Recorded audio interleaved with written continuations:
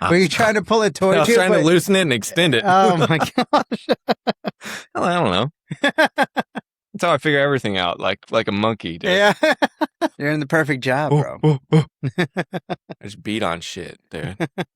Like Tim Allen. Let's see how slick I can be at this. Mm-hmm. All right. Well, Yep.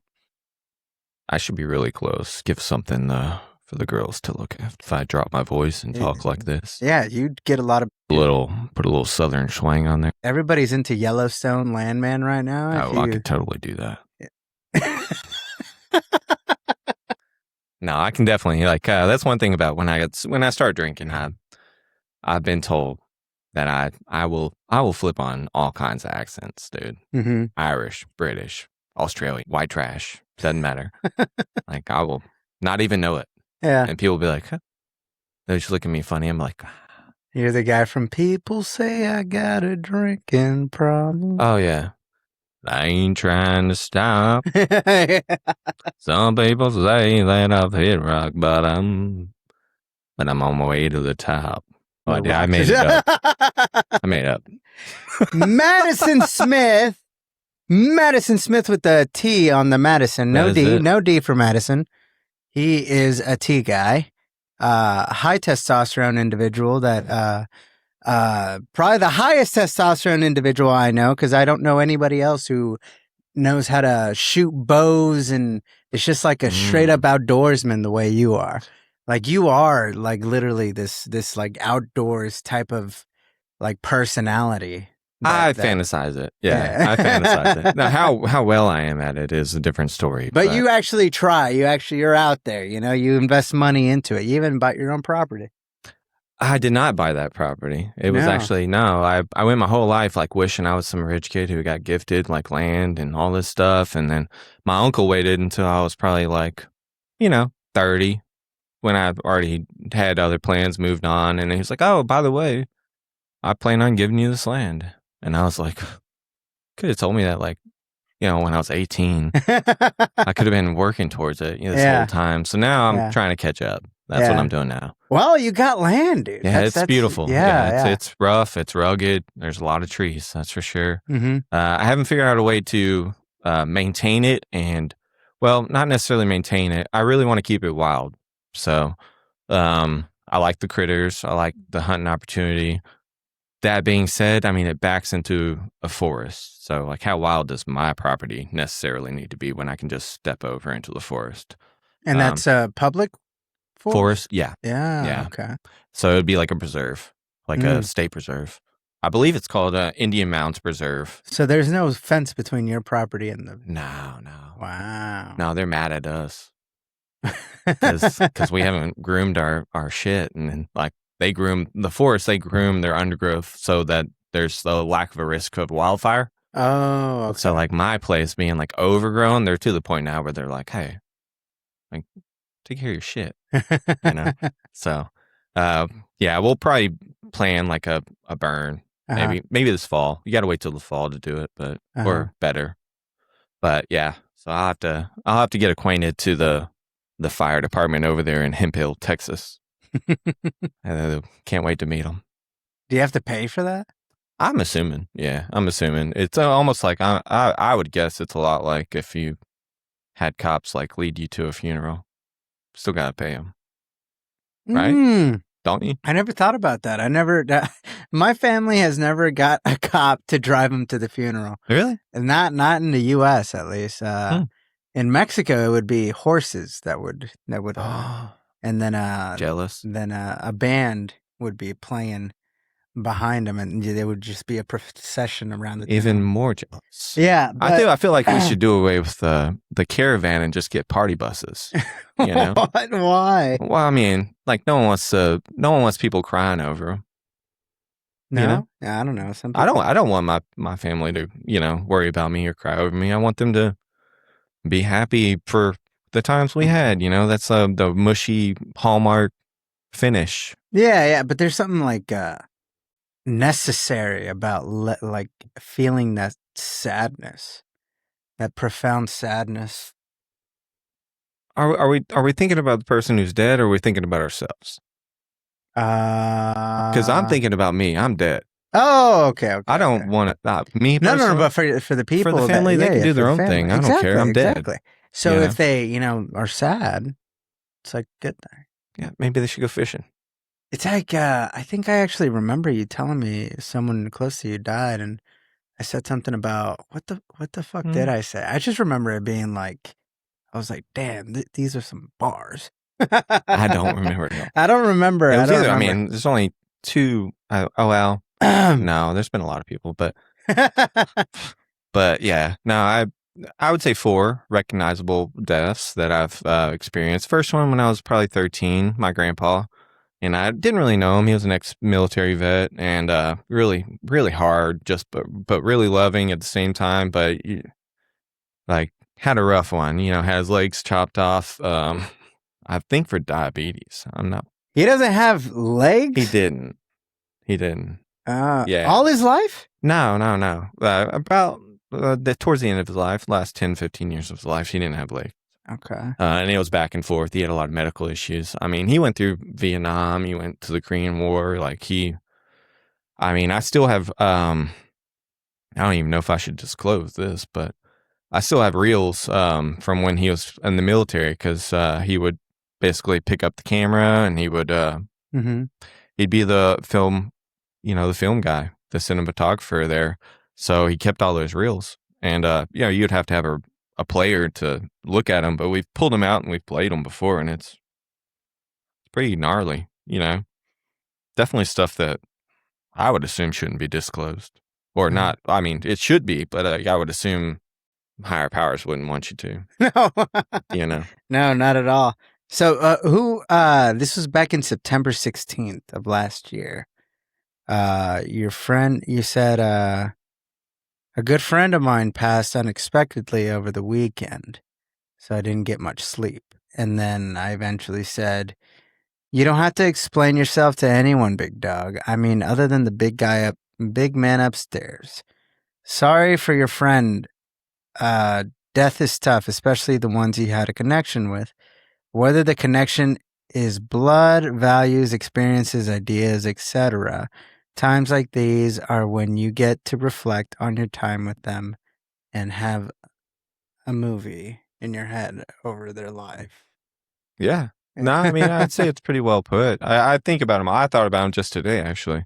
His name is Colin, but I don't know if it's really important to disclose his last name, but good buddy of mine. Like, we had rough times, we had good times. We were very similar in a lot of ways, so we butted heads in a lot of ways. But I remember him mainly for just being like, he was like my go-to as far as like, if I want to randomly call someone and go fishing, or if I want to randomly call someone and do anything, like, he was my guy. Yeah. Like, I always knew he was available and I always knew he was down. Like, you'd almost call him like a ride or die, but yeah, we actually don't even know what happened, like, officially.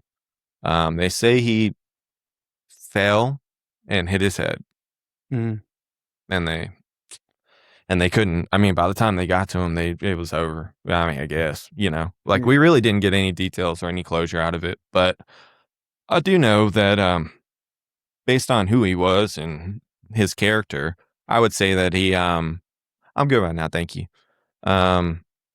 He definitely had a spirit for life, and he was very, like, towards the back end, he was very religious and he was very convicted in his faith. So I feel good for him. Like, I'm happy he found, like, some sort of peace, I feel, like, or at the very least, like, he came to, like, cause he had it rough too, like, kind of rough family, good dude and all, but, hurt himself real bad in a FedEx accident. Like, during Christmas, they'll park like cargo units, like, all over in the neighborhoods essentially. And then they'll have a guy with, like, a golf cart who, like, makes the deliveries based off those units in their location. And he was tugging a trailer or cart or something, and he rolled it, and it snapped his leg in half, and he had to get wires and all this stuff. And I remember he went deep sea fishing with us like 2 weeks after. It looked like a contraption from Saw the movie, like, on his leg. I mean, and I just remember we had a couple drinks in his apartment the night before we left. And he had one of those little basketball goals on his door. Uh-huh. Like he was like in a college apartment. He wasn't in college anymore. This tells you a lot. Yeah. But he was in a college apartment and back where I live because it was cheap, and he like knew all the grounds people. Like he would ride around with the security guys at night, just like he knew everybody, like that guy. Anyways, little basketball goal, and then we used just like, I bet you can't. And he like, and I was like a couple drinks in, and I just like gave him a little turn, like a little shuffle this way, and I just like, boom, just like ripped that shit off the door. But in the process, I took him out, dude. I took him out, and one of those rods snapped on his little contraption and just like dug into his leg.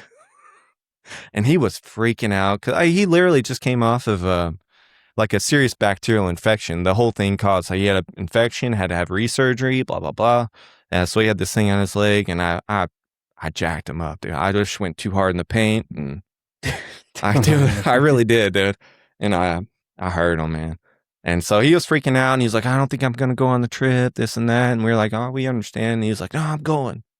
And so, I mean, you got to imagine on those boats, like it's nothing but salt water and fish guts at your feet, you know? So it's not really the best place to have open wounds or any kind of surgery wounds. So, trooper. He'll always be a trooper, that's for sure. Yeah. Great dude, though. Yeah. Yeah. I wish we would have had some more closure. Even reach out to his family. We really don't have much closure. Yeah, 100%. I mean, I don't know. There was a lot of deaths last year, dude. Because a lot of celebrity a deaths. friend of mine also died last year. Really? In December, close to Christmas. I'm sorry to hear that. Yeah, and I mean, similar to you, is the exact like ride or die type of guy, right? Mm-hmm. Like if you need something, he's there. If you just want to hang out with someone, he's there. He's like, oh, let's buy a plane ticket and go somewhere random. Right. Down, you know? Love that. Yeah. But yeah, just all of a sudden, same kind of, it's pretty evident, like what killed. I mean, it was a motorcycle accident, so it's like it didn't seem like there was any foul play. I will say, man, like sometimes I'm very jealous of people who live fast and die hard. You know, I don't mean no. I know it's cheesy and cliche. I mean, literally, like 3 days before he died, he said that to me. Really? Yeah. Well, I mean, not in exactly that. He just said. Well, that would have been a way better synchronicity. He had just bought a bike and said a new. A bigger motor, 1,000cc bike. And he's like, he said, if I die on this bike, just know I died so happy. Damn. 3 days later, dude's gone. Yeah. God was listening. Yeah. He's like, all right, man. You want to go? Oh, yay. We'll take you out. We'll take care of that. Yeah. So you're a native Texan. Yes. Native Texan. Born and raised. I think 7 or 8 generations Texan. 8 generation Texas. 7 or 8, I think. 7. It sounds better. Where do you know? So this is something that I realize that is it's like actually talked about in like white people families, because in Mexican, Latin, we never talk about generations past our great grandparents. Right. You know. No, and I get that. That's something that I really have this curiosity about that. Why don't I know about like 8 generations behind? Like I want to know where my dad's family came from, where my mom's family came from. Like, was it some indigenous, some Spanish? Because now I did that DNA test, and now I realize that I'm half Spanish, half Mexican. Like half Spanish, half indigenous Mexican. But like, when did that happen, right? Exactly. Like, I mean, yeah. How did that happen? When did it well, I mean, I kind of like the whole conquistador type thing, yeah. But yeah, like it'd be interesting to know how far we could go back and still. Honestly, like I never really, and I guess I'm an exception too, because I have like a strong family with a strong name and a strong heritage or anything like that. My family has always been like scrappers. Like, I mean, there's a lot of cool, interesting stories about like my relatives from the past, but like it's not succinct. So it's not like, oh, well, you started a company and you're like the descendant of this person who started this. You know, it's nothing like that. It's just knowing how far, like when your family first got here. Like my last name is actually technically Curl. it was swapped to Smith whenever my family migrated to the Americas because obviously the English were more acceptable. Irish were not. Oh, so you come from an Irish heritage? Well, yeah, on my dad's side. Mm-hmm. Yeah. On my mom's side, well, my mom's Korean. My grandma's Korean. So, like, that came into my family within the last 2 Dude, you got some Korean in you? Yeah, dude. You didn't know that? No, dude. No, man. Yeah, I got some Korean in me. All right. Yeah, I'm actually enough to be a minority. Yeah, for real. I could claim that. I mean, Pocahontas can claim it. I'm going to start claiming it. Me and Cortez were talking about this. I'm going to start claiming that. Yeah. Like, why not? Yeah. I could have probably got some kind of perks at some point. Now I'm just like... well, I don't know. Asians don't really get that many perks. Did you hear what happened in Harvard? I would have got into a better college. No, that's the thing, is for colleges, Asian people need to score higher to get admitted. I could have got into a better college than I did. Not Harvard. Now, if you want to put that you're like Indian or black or Latino or whatever. I guess I did right. Yeah, they have lower expectations for us. Oh, man. That's a shame. Yeah. So you got some Korean in you. So your dad is from an Irish heritage. Irish and Polish, I believe. So you do come from a Catholic background then, right? I would assume that his parents were probably Catholic. Yeah, because Poland and Ireland are super heritage type Catholic. My dad was always kind of like the black sheep. Yeah, he was very much like and he was the youngest out of 5. So he had a really older brother, a slightly really older brother, a slightly less really older brother, and then him. He was separated by a few years, and then actually he had a younger sister. So he was always kind of like the wild one, I'm sure. He was the baby boy, so I'm sure but my uncle was also very eccentric. Like, I remember when I'd go visit him, he liked going to those auctions, those foreign auctions and all kinds of auctions. He'd come home with like a 4 foot, 5 foot tall Sheba with like 6 arms or 8 arms, however many arms. I don't even want to touch that one. I don't know. But I just remember I was young and she had these big pointy titties because she was made out of wood, it's like very primitive. And I was just like, man, there's some really pointy titties. I just remember coming. Wait, are you talking about some like Hindu type? It was like a sculpture, like a statue. Oh wow! Like a wooden statue made, and it had like embedded like rhinestones. Like, he bought like really cool stuff. Mm-hmm. Like it's probably worth a lot of money. I mean, it's probably. I don't even know if he went out and bought. I don't know. Who knows? But he literally he brought home stuff that like he had a Chinese bed. Like, it looked like an emperor would have had it.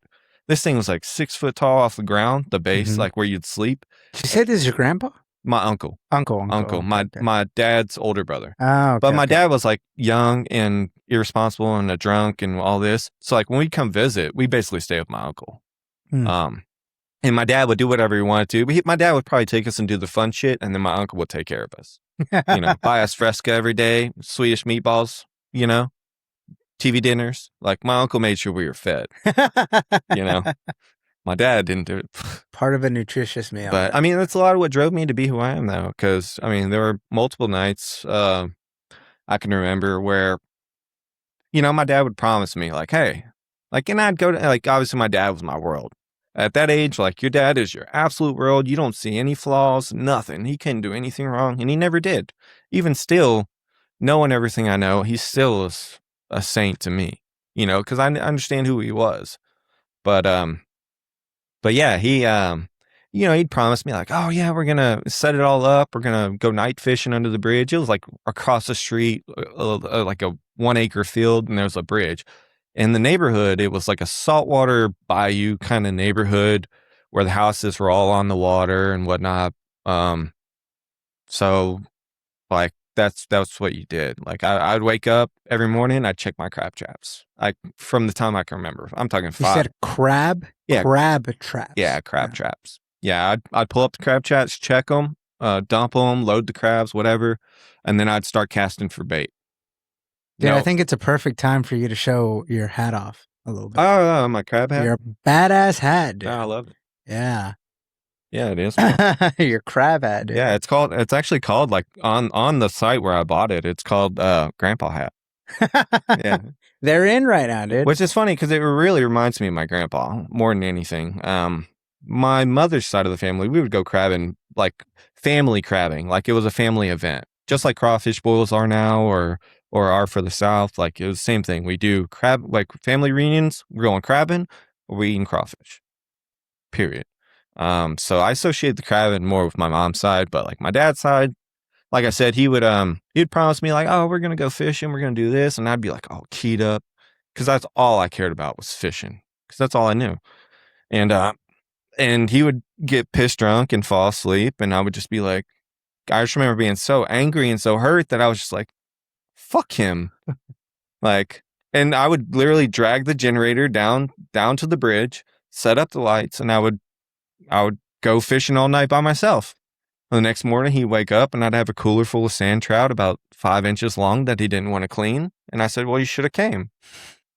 Like, you know, like, hey, I caught all these fish. Like, he would, I guess, indulge me. But yeah, he would let me do whatever, though. So that's where I've always kind of had one foot in two different places. If it makes sense. My mom was always very structured, and my stepdad was very structured. My stepdad was very loving, very good dude. Literally came in with a single mom, aged maybe 22 at the time, 3 kids, pestering alcoholic dad, probably, I'm sure. My dad probably threatened to kick my stepdad's ass multiple times, but he didn't want none, I promise. Like, my stepdad was literally like Arnold Schwarzenegger. Like when he was in high school, I think and I believe him, because this guy, like, literally, even to this day, he wakes up, he does his workout, he goes for a long walk, like, but he works out hard though. Like, like he's not like doing like old people like dude's jacked, still just jacked out of his mind. Would have been, I think, a pro football player had he not blown out his leg. He got cut, I think in high school, like senior year or something, but he was a stud, good fullback, just a brute. But yeah, so he ended up, anyways, he was a good dude, but yeah, leg in two worlds. So it was really hard for me, always coming back from being wild for a summer. Like, and when I say wild, I'm like, okay, like, what do you want? Like, I want throwing knives. Okay, cool. Throwing knives. Like, when I'm bored, I go outside and I just stick throwing knives in the tree all day. That's what I did. You bored? Oh, okay. Let's go see what's in the dumpsters. I'm telling you, my dad was like fringe in every way.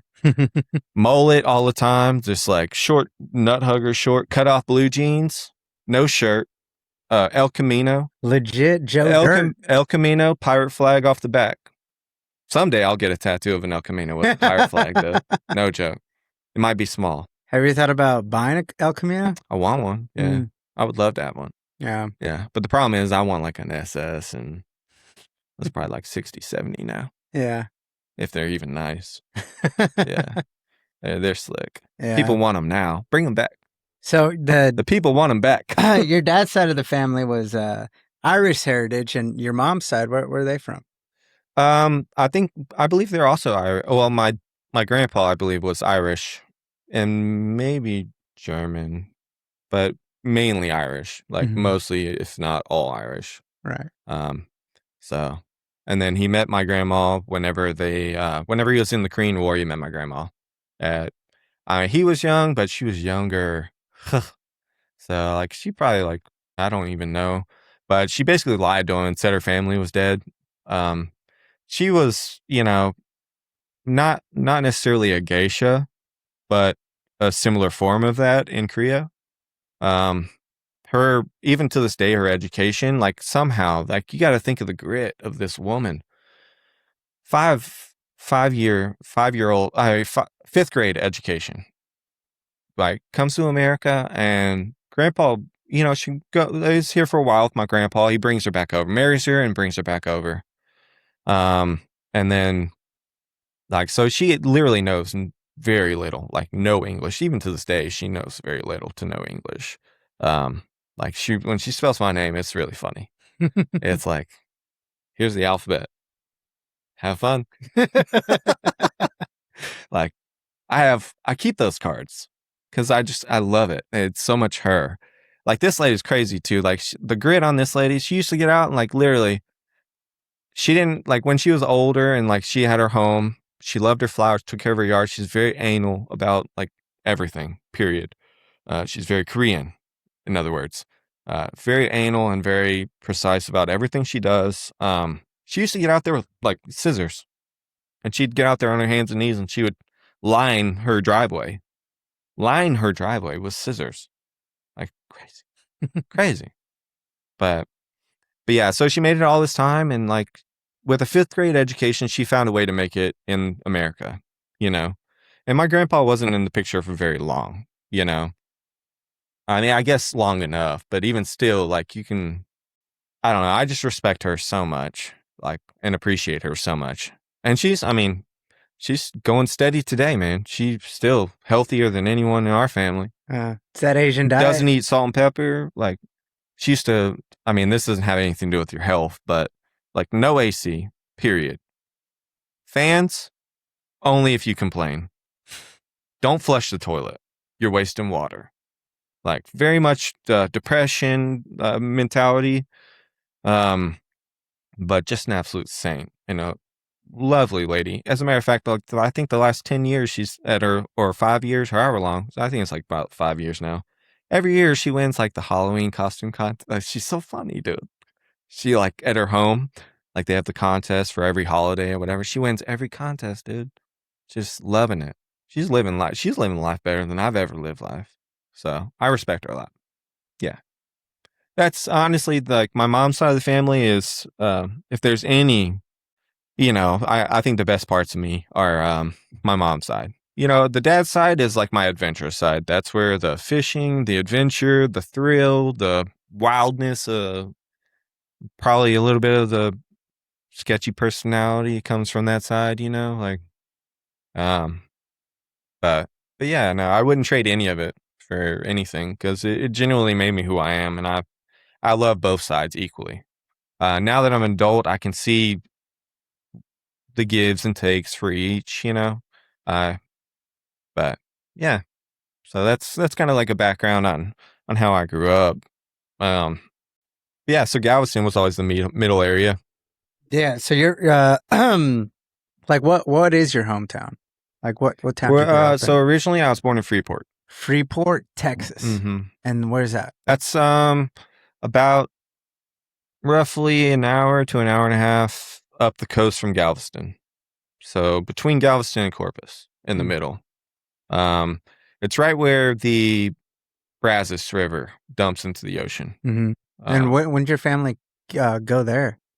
I think when they came back from, so my dad's family, I think my grandpa went to the military, and then like he came back to there. So I want to say, but he was with like my grandma, and they like went to Germany for military. They went to other places, but then they came home. So I think that was originally like my grandpa's father's home.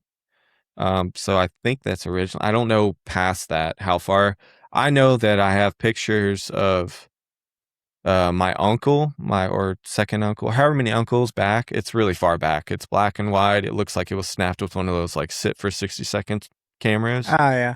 And it's dope. It's a dope picture, but they have just like a rack of like just monster bucks and bears. Like, so bears were on our coast. Like they were here when there were bears on our coast. It couldn't have been, you know, 70, 80 years ago, maybe. I don't know. But we've depleted them and pushed them up north. Now they're starting to come back. But yeah, there used to be bears that roamed all down here, everywhere.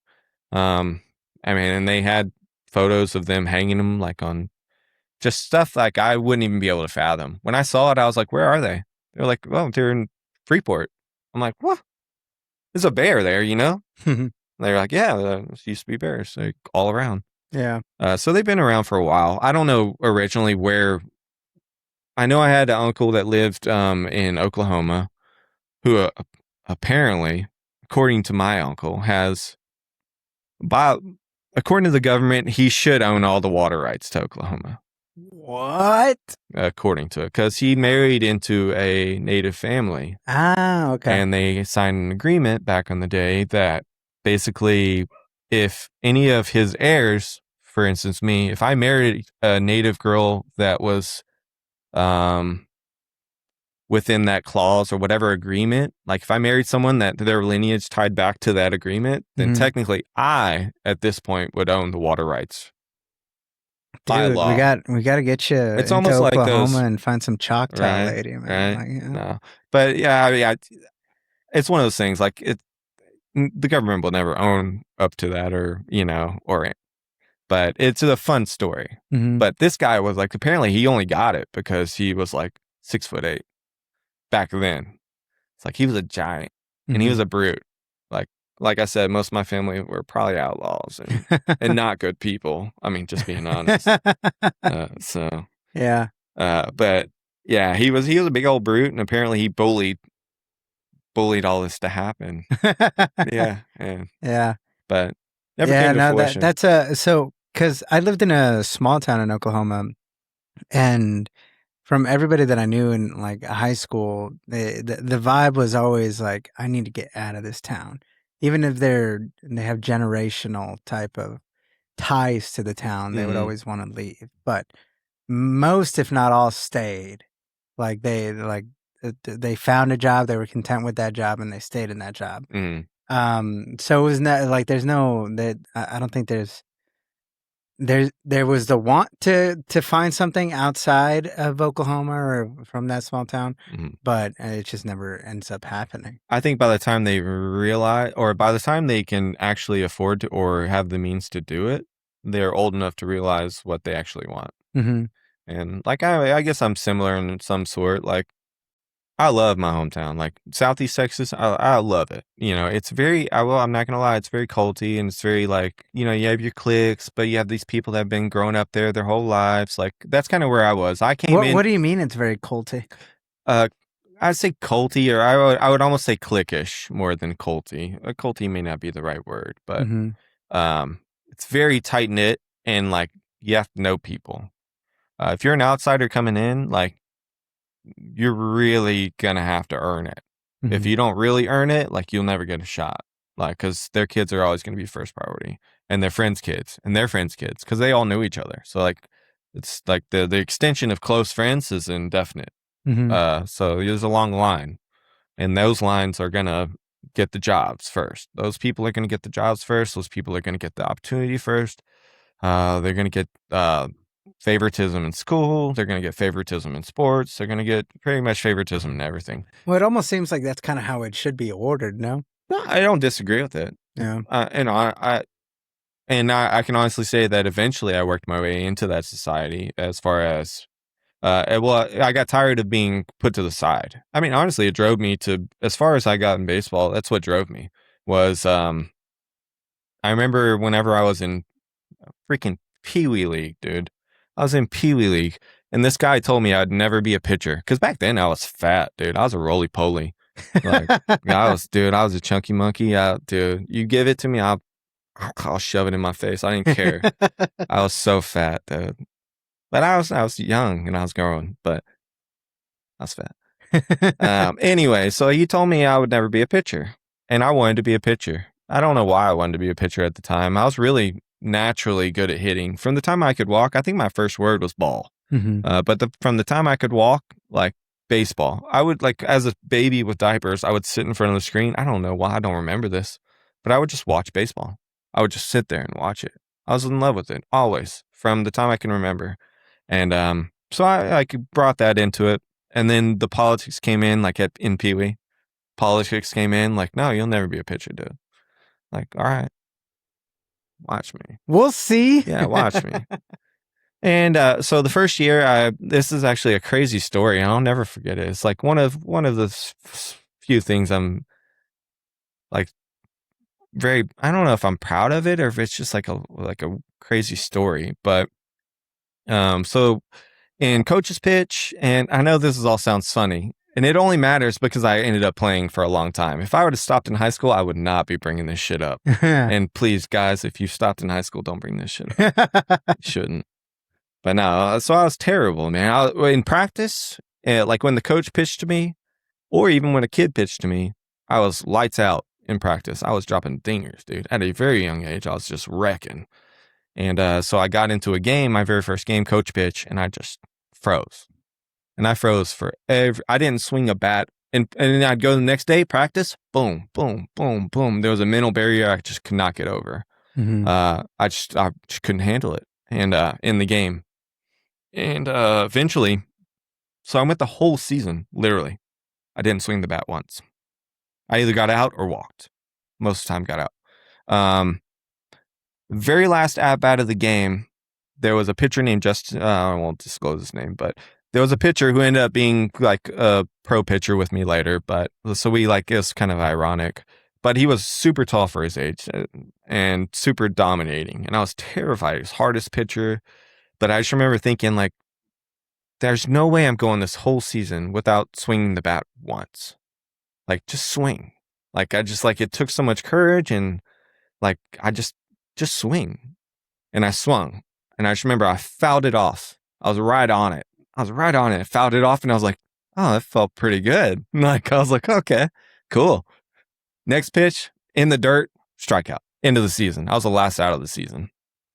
Very next season, I came out and I hit, and I know people aren't going to believe this, but this is true. I hit 825 my next year. I think I got out maybe 3 or 4 times the whole season. You need to explain what 825 is batting for people average. Who don't know. Yeah. Batting average. And when you're talking about batting average, what means is like, a good one is like 400. Out of 10, how many times did you get a hit? And what success is in baseball is if you can hit it 3 out of 10 times, then that is successful. Yeah, pretty good. And what you were doing is that you were hitting it like almost 9 out of 10 times. Yeah, I was good. Like it was like a flip switched. I never recreated that later. Obviously, it got harder as it went on. But like it was the craziest thing, dude. And I'll never forget it because like now, let me tell you this. Like I only got out a few times that year. But when I got out, like clear it. Everyone, clear out. There's going to be bats. There's going to be helmets. There's going to be anything I can grab, pick up, throw, break. It's going to happen. Like when I got out, it was the end of the world. Oh, so you were like those tantrum type people.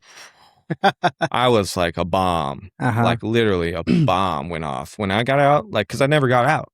So when I got out, I had no idea how to handle it. And I would just erupt. And so that's really where like the wanting to be a professional baseball player and wanting to go forward, that's kind of what my parents used as motivation for me to like control my emotions. Control your emotions, keep your composure. So obviously that was something I had to work on until probably high school. And even in high school, I was kind of a dick. Like on the mound, like I'm a completely different person. Uh-huh. Yeah. When especially in my prime, when I was good, like there wasn't anyone you could put in front of me where I was like, I'm going to demolish you, dude. Yeah. Like, don't take another inch towards my plate or I'll roll you. Yeah. So that year where you hit like, what was it, 825? Yeah. That's when you if the really league was still around, the record would still be there, but they discontinued the league like a couple of years ago. How old were you at that time? Ooh, I would guess probably around like 7 or 8. 7 or 8 years old. Okay. I'd say like so that's second or third grade. That's about the time where you like legit like fell in love with the sport as far as like I want to do this for the rest of my life. No, I think that was always there. Honestly, I really even before you went. Yeah, I just always loved playing. There was something about throwing a ball, catching a ball, hitting a ball. Like there was something about it that just really struck me, and it was like it kept me busy. Mm-hmm. And did you have any like Major League Baseball players that were pivotal to like that? It's someone that you always wanted to see bat or pitch, or like a matchup that you always wanted to see. No, honestly, well, I never really. I don't idolize people really. Mm-hmm. Not very often. Like it would take a lot for me to idolize someone. Or like a team? Even still. No. Wow. So you were really into baseball without actually being No, I didn't know anything really about... I didn't really know about other baseball players until I had to start learning about mechanics and different styles and approaches and just all that stuff. Once it got more critical, that's when it kind of like, oh, well, let's pull up. And essentially that's what we would do. I mean, I would throw... From the time I was probably 10 years old until I was 25, every single day, I threw a few buckets of balls into, when I was young, it was a tire on the fence. And I had like, the spots on each point. And basically what I would do is I'd go out there and I'd usually when I was young and my arm wasn't as strong as conditioned, I'd throw like one full bucket, maybe 40 balls at a knee position from a knee. And then I would go to like basically your landing position and I'd throw a bucket from there. And then I'd go to like a balance position and throw a bucket from there. And then I'd go through my full windup and throw a bucket from there. And I would chart it like, oh, well, I want to throw right now. I'm aiming just for the middle, right? How many balls did I hit in the middle? Until I got to 90% in the middle at each of those, I wouldn't move on. And that's what I did. And I would just compound it until literally you could hold a bottle and I could break it, like, but that's what it takes. Ichiro, dude. It's what it took, that's what it takes. If you want to be at a higher level, like you really have to commit fully. And you have to be patient. Like everyone wants to be the best all the time, right away. They want it quick, but it's the consistency and the structure that's going to really make it happen. That's why I think someone who is less talented, but has that structure and that work ethic is always going to beat that person that's more talented, in my opinion, especially out of 10. One-on-one, who knows? But you face me 5 times, I'm going to beat you more than you're going to beat me, just because I've put in the work. But yeah, so that was a lot of it. Yeah, baseball is a huge part of it. I don't regret it, but at the same time, I feel like it set me back, in life.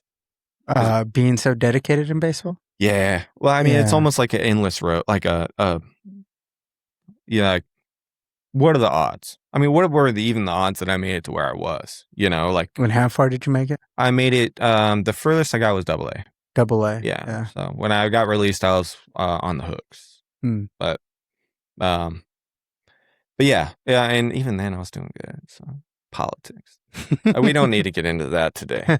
You can call me back for that one because there's some mad politics in baseball that are just nasty, and it really ruined baseball for me. I don't even watch baseball. Really? I'll play. I love politics in minor league baseball. Oh, for sure, 100%. Really? There's so much money invested, and like I said, we can go on. Like I'll let you have it when it comes to that. Let's go in. Let's go in. So I mean, like for example, a lot of our agents. Or a lot of our coaches, let's say, my minor league coaches were the agents and the representatives for the players they were bringing from like Dominica, Venezuela, Cubana, doesn't matter. They were their agents. So conflict of interest much? Yeah. So in other words, they would, and I'm only saying this because I knew these people. We became friends. We became like, these are my boys, like, but they would tell me the truth. Like, I would be like, really, dude, how old are you? Because these guys are like, oh yeah, they always brutes. lie about their age. They're grown men, they're brutes, like, and you'd ask them, like, but that's what they're getting paid for, to be young. They're not getting paid for what because most of them really actually had no experience. They had a lot of strength. They could throw the ball really hard, and they could hit the ball for a mile when they hit it. When they could throw it for a strike. I saw a pitcher field a ground ball in pro baseball.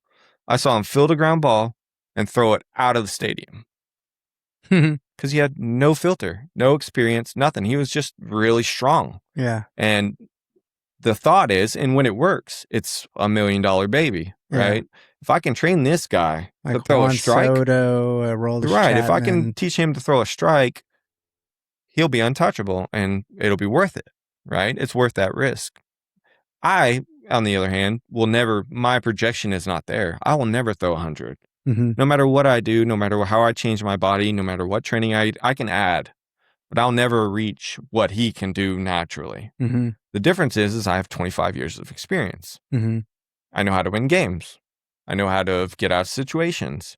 I can think about a situation in my head. You're like a Greg Maddux. Yeah, exactly. Yeah, I could plan out a whole inning, execute my pitches, and it would play out just like I thought it would.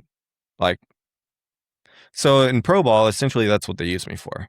I played 4 years D1. If I would have went when I was a junior, I would have got a lot more money, and I probably would have been in pro ball a lot longer and maybe had a shot. But because I went as a senior, I had no leverage. So it's like, hey, you love baseball. You're really good at baseball. You want to keep playing? Here's a plane ticket. Ball's in your court. Do you want to keep playing? You want to go to the next level? Here's a plane ticket. Yeah. We're not going to pay you when you get there. Yeah. Do you want to chase your dream? This is what it's going to cost. Yeah. It cost me everything. Yeah. I mean, I didn't make any money at all. I was living in debt, or I couldn't even be in debt. No one would give me any money. Like I was scraping by for all through pro ball, all into after pro ball. Cause so my degree was in business originally, general business. And I got into it because I wanted to be able to do really good in my classes, because it was relatively easy. Yeah. Do good in my classes and be able to play ball. And I was worried if I got into like an extreme engineering degree that I would like have really hard time juggling, because we were on the road all the time. Like there was like literally no time to study, no time for any of it. Like baseball was everything. You're at the field at least 10 hours a day in college. Like whether you're there for morning training, whether you're there for lunch, they provide it, whatever it may be. Like you're at the field most of the day, and there's very little time for school. So that's why I didn't opt to do that. In hindsight, I regret it. But so yeah, so having a business degree and not having any experience coming out of at that point, I was 25, 26 when I got out. Not having any. When you got out of college, or you got out of pro ball? Yeah. Baseball in general. Yeah. So I played, when I got out in general. But so when I got out, I had no experience. And like in business, it's really important to have those internships. You basically have to be a slave for a few years before you can ever even start. And I had none of that. So like even getting my foot in the door for like any kind of good business, like a good business job, was like not even in the question. So then I was just like basically small job, work hard, like just always have a job, no matter what it is. Ended up being a baseball coach, which was really awesome. I miss my kids. You became a baseball coach after. Yeah. Well, I gave lessons on the side because I didn't have any money, and I was like, see if I can make some money doing lessons. So I do lessons, and then I kind of got a reputation for myself giving lessons, and then we got back to actually a coach that coached me. He was like, hey, like, you want to come coach? Like, so we started a bunch of select teams, and like he was only running mainly high school kids, but we started like from 10 all the way to 18. But I ran everything from 10 to 18. He ran 18. So I had like 4 or 5 teams. Usually at each age group, we had 2 different level teams. So you'd like, because the amount of kids that wanted to play, we'd be like, oh, okay, well, we'll have 2 teams. We'll have gold and black or whatever. Obviously, one was always better than the other, which I hated. I didn't like that.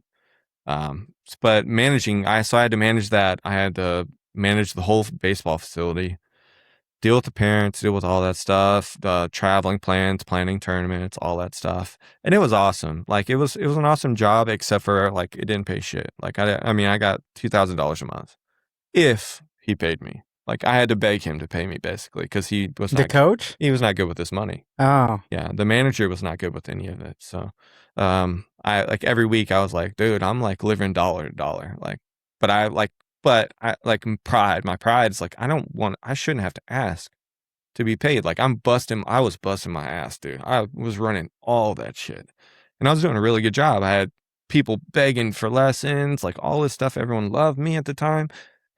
No, everyone loved me, but no, it would like, and I just like, just wouldn't work, man. And I was at the point where I was like, I was done with baseball.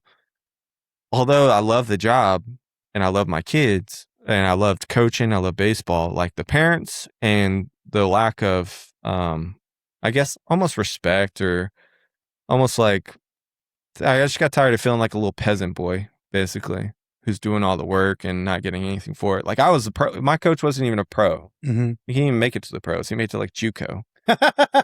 So like I'm the one like pulling in customers. Yeah. Like you have the reputation. Yeah, they weren't coming for him. Yeah, they weren't coming for some. But I was his guy, yeah. I was in his eyes, and I get it. In his eyes, I was still his player. Yeah, because I played for him. Yeah, so, and no matter what, I will never. It's that weird sensei.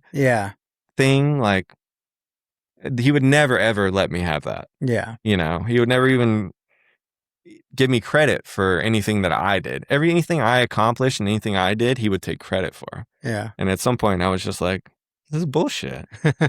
So I moved to Austin. Yeah. Yeah, I left and I moved to Austin. It was a hard decision. Wait, where was this? Southeast Texas. This was in Beaumont, Texas at the time. Beaumont, Texas. Yeah. You were in Beaumont, Texas, coaching 10 to 18-year-olds? Yeah, select. Uh-huh. Yeah. And select means it's not like within any kind of school system. Yeah. It's or league. It's not like a normal like league. It's not like anything that any person can join. Like you have to be basically selected. It's called select ball because your player needs to be selected. They're good. We want them on our team.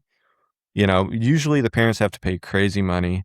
And honestly, it's so sad because it's the only way kids can make it now. If you want to be a pro ball player and you're not starting in select at least 10 years old, you will never, ever catch up.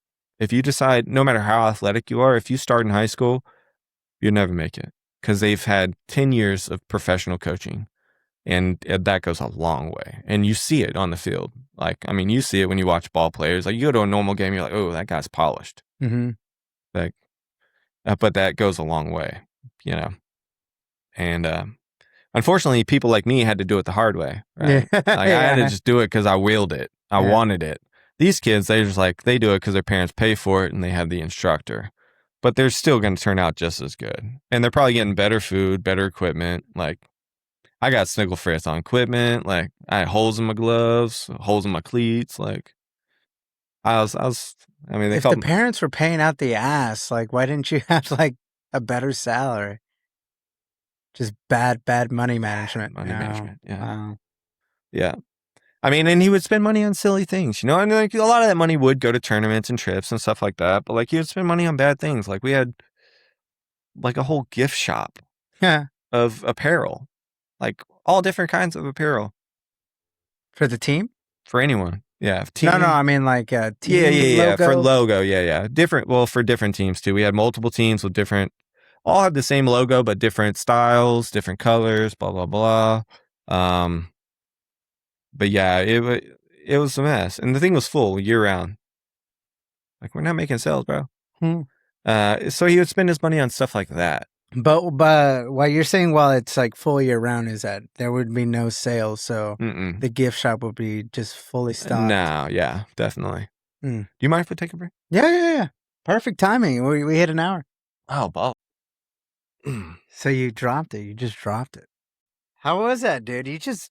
You went a little deep there, dude. That baseball story that was beautiful, man. Because no one ever thinks about all the guys that didn't make it and all the sacrifices that had to be made to be able to try to achieve that dream.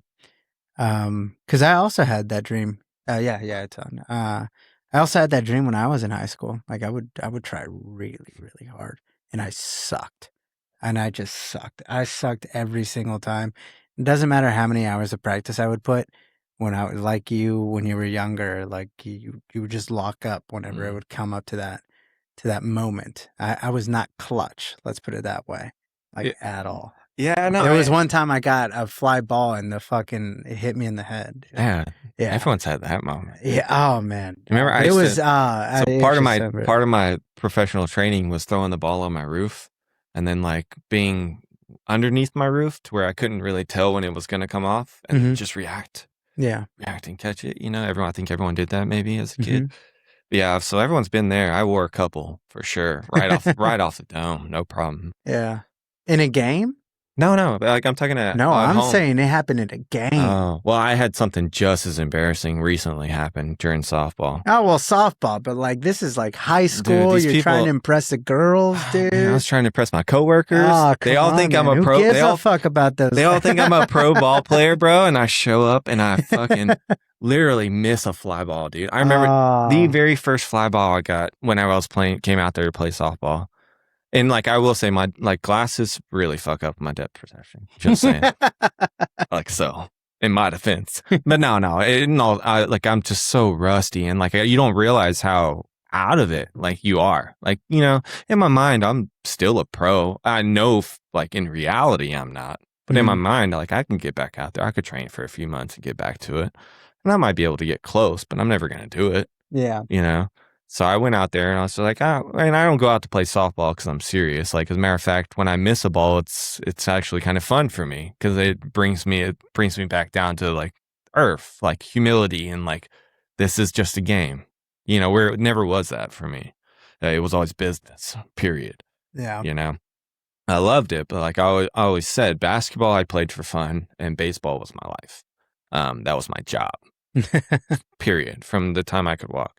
So when I went out there, yeah, first fly ball, dude, I literally was porched, like set up. I was porched, which means you're literally like licking your lips. You've got a bead on it. You know exactly where it's going. You're just like, all right, come to daddy, and then it just like literally just right by my glove, right by my head. Oh, yeah, no. For me, it went right by my glove, right to my forehead. No, yeah. This would have happened had my head been in the wrong position. But yeah, no, it was like I literally just whiffed. Yeah. And I was like, I almost wanted to walk off the field. Yeah. Like I did not even know what happened. I was like, how did I, like my eyes lying to me? Like, do I need to get a driver for myself? Like, what's going on? Am I that old where I just literally, what I'm seeing is not real anymore? Yeah. That's how I felt. How I felt was if I had a gun, I would just, in the middle of the game, just, Did you get any sympathy though? No, not at all. No sympathy, love. No, fuck no. Where was this? Oklahoma? I got obliterated, dude. Was this Oklahoma? Yeah, it was Oklahoma. Okay, yeah. that makes sense. Ruthless. Dude. Them boys are not gonna let that go, dude. Oh, that's so funny. Yeah, but but it's still a lot of fun. A lot of tendonitis, a lot of pain, but a lot of fun. You had arm tendonitis? Oh yeah, 100%. Oh my gosh, really? Yeah, man, that sucks. Yeah. Was it because how you threw? 100%. I had a very unorthodox way of throwing. Yeah, not very. I'm not gonna say that. We're gonna have to test this out. I just had no. You gonna be like Charles Barkley of baseball? Yeah, I guess so. Yeah, dude, I haven't thrown a ball in so long. Dude, we should play catch. We should. Play catch. Anytime. I got 2 gloves. Yeah. Always, no matter what. Me dude. too. I always have at least 2 gloves. And insurance. Oh man, I need to make sure because I took them to Idaho for that camping trip. Now I hope I brought them back. I don't know where they're at. Fuck. Yeah. Well, if you don't. No, yeah, but so baseball, pro ball, all the guys that don't make it, how suicidal are the guys?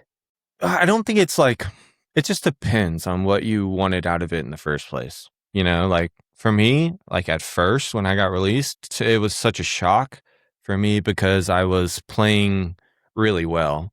I the season before I did really well. And, I was ranked number 2 or 3, strike to ball ratio. As a closer, I had, I think 66 strikeouts to maybe 5 or 6 walks on the season. So my stats were there, but it was just a political thing. So when I got released, it was a complete shock to me. I was on the up and up in my mind. Even with my training and I was super into my training at the time. I was getting stronger. I was throwing harder. I was feeling healthy. So it was not even a thought in my mind, especially looking around, cause it's just anywhere you go, right? You automatically compare yourself to other people. And it's not that I necessarily, everyone is good in certain ways in certain things. But when it comes to baseball, it's you're either good at baseball or you're not, and a lot of the people I played with in pro ball, let's be honest, couldn't play at my high school. And I'm just saying that, and it's a fact, and it makes sense because Texas is a huge talent pool, just like California and Florida, Georgia, but Georgia's stout for what they have. But these big states, the talent pool is so big. So whereas I might be average to above average in Texas, not a first rounder for sure. I go to Connecticut and play summer ball.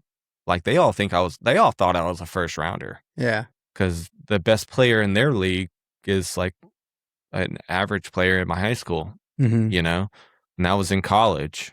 So I was kind of blown away because they literally treated me like, dude, how are you not a first rounder? And I was like, there's people, where I come from? There's people over there that throw 100, in their sleep. And just I'm competing against, I remember competing against Roger Clemens' kid in high school. He would play for the Woodlands. Dude threw 100 from shortstop, What am What are you going to do with that? and he's polished. Uh-huh. Like that's a first rounder, right? These are people that are first rounders. I was really good at baseball and I cared a lot about my stats. I was very technical in baseball. I was never very powerful or overpowering or anything like that. I was just very good at the game. Um, so like, but but that's the thing. So what I end up with, right, in pro ball is you end up going to pro ball. Whereas me, I'm an average player in Texas, right? A boss in the Northeast. They can't train but a couple months of the year. They have a very small talent pool. It's state to state, right? They can't pull from a big area. They pull state to state. So it's like the best person in Connecticut, like to me was garbage. But because he was the best player in Connecticut, he got a big signing bonus. Therefore, that signing bonus was his ticket. So now he's got that big signing bonus. Let's say the Astros. Astros invested $100,000 in this 18-year-old kid. Couldn't play at a high school in Texas, but he's the best in Connecticut. And we've made that mistake. We've invested $100,000, right? So you have to. It's like the sunk cost fallacy. Think you have to. The smart thing to do was like, well, we didn't pay anything for this guy, and he's fucking good. I would be like, let's keep him. We don't have to pay for him. Let's cut our loss and pay, and have a good player for nothing, right? Instead, they want to get their investment, right? Which makes sense too. So they'll keep that guy around for 2 or 3 years and then release him because he's garbage. And they release me right away because I'm taking a spot that one of those guys could fill. They need to develop one of their investments in. Yeah, your spot. Essentially, what I became was I became the guy who came in and saved. So if they had a guy like, let's just say from another place, and he didn't have like one of the guys I would say, he throws hard, hits hard when he hits it, throws hard but can't throw, has no idea where it's going. So they're going to throw them in the game hoping that they figure it out. But if they don't figure it out, let's say a guy comes in, he loads the bases. Well, we're going to have to send that report to our uppers, right? I'm the agent for that guy. I'm the one that vowed and convinced the Astros to pay for that guy. So what am I going to do? I'm going to bring in me, the guy who can get out of a bases loaded, no out jam. Like that's what I was known for, like getting out of jam. Oh, so you don't hurt his stats. I was a stat patter. Yeah. So I'd come in, they would load the bases, no outs, and I would just be like, okay, strikeout. This is what I need to get out of this with no runs. I need a strikeout, and then after that strikeout, I'm going to throw a sinker, get a ground ball to my third baseman. He's going to roll it up, and we'll be out. And that's how it would play out. Because I had the pitches and I could execute it. Yeah. I could throw them exactly where I wanted, when I wanted. So when I made these plans, and as long as you make the plan and you can execute the plan, then it'll come to fruition.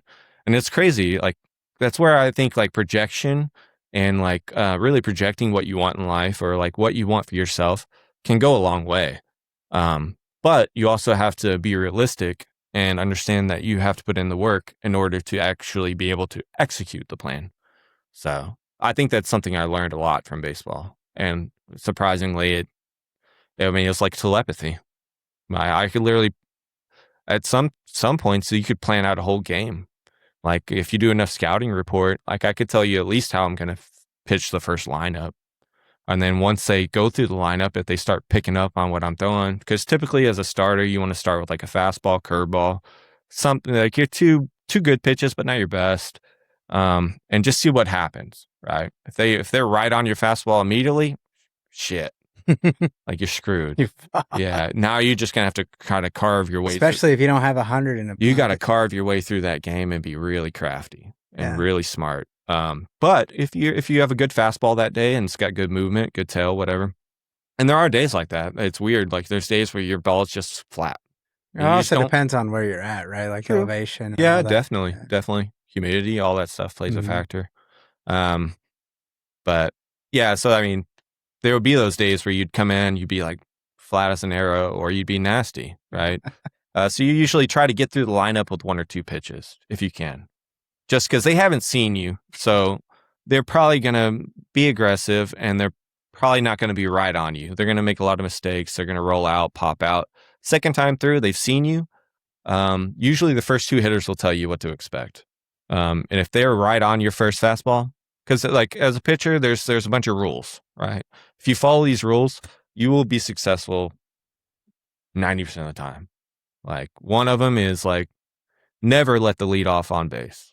I mean, it just goes like never. And it's like, I mean, it's common sense. I'm just kidding. I mean, it is, but if you know, you know. but the stats say if that guy gets on base, he's going to score like 90% of the time. 90% of the time. I don't know if that's a real fact. Yeah, but like stat, I mean, it's an outrageous a lot. amount. Yeah. And if you pay attention, if you follow, like if you learn these rules and you watch a baseball game and see if like watch the rules and how they apply to the game and whether or not it pans out the way it like is predicted to, it always pretty much does. No 2-out walks. No 2-out walks. 2-out walks almost always score for some reason. You know, always start with a strike. You know, don't ever start with a ball. So that's why a lot of people start with a fastball for a strike. You want to get ahead. If you're pitching behind, you're in trouble. Always pitch ahead. And these simple rules, right? If you can, and these are rules known from like in baseball, if you follow the rules and you can execute the rules, and they actually do play out. But it's not that easy. You know, everyone would love to think they could throw a strike whenever they want to, but it's not easy. It took a lot of work. But yeah, enough about baseball, man. Like, or we can go on about baseball. Like, I know we had some crazy baseball stories, that's for sure. Like, nah, dude, I love baseball. I've been so disconnected away from baseball that this is like, it feels nostalgic. It feels like I don't know. It feels like I'm making a connection that I lost a while ago. That's funny. That's good though. Yeah. The best were the pranks. The pranks. Yeah, dude. All the pranks. I mean, some of them were not good at all. Like bad pranks. Pranks nonetheless. Yeah. So I remember one, like back in the day, it was really popular to like mess with people. So like you'd wait till they get out to the field and like, cause like if you did in the locker room, they could just take care of it in the locker room. But you wait till they get to the field, you just take all their stuff and you just zip tie it all together. And they're just like, you know, and then like our coaches didn't care. Like they were pissed. Like they didn't care who did it. Like if you were the one that had it done to them, like you're in trouble, dude. Like you should have had this figured out and you should be at practice. Like we're starting, period. Like there was no excuse. So like we would wait and we would just like wait till they like were getting ready to switch or like they set their cleats down, do something. Like no, bad news. Like we'd take their glove, cleats, whatever they had that was loose and zip tie it all together. And so like that's what they had to present to the coach. Like, hey coach, I'm so sorry. Like you know, go to the locker room, get your ass back, you know, whatever it is, like Southern coaches. But yeah, like there was no excuse. And so you would play on that. I mean, even the coaches were like, but what do you mean you would zip tie it to? They couldn't break the well, zip can tie? you break a zip tie?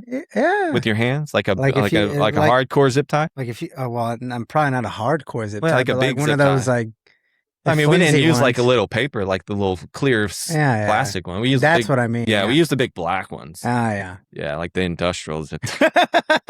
Well, it's a funny story though. Like, what brings me to that? Like, so we would do that, and that's not really that good of a prank, but it was just an asshole thing to do. Well, we obviously did the baby powder or the gold icy hot and the jock straps, like in the locker room. We do that shit.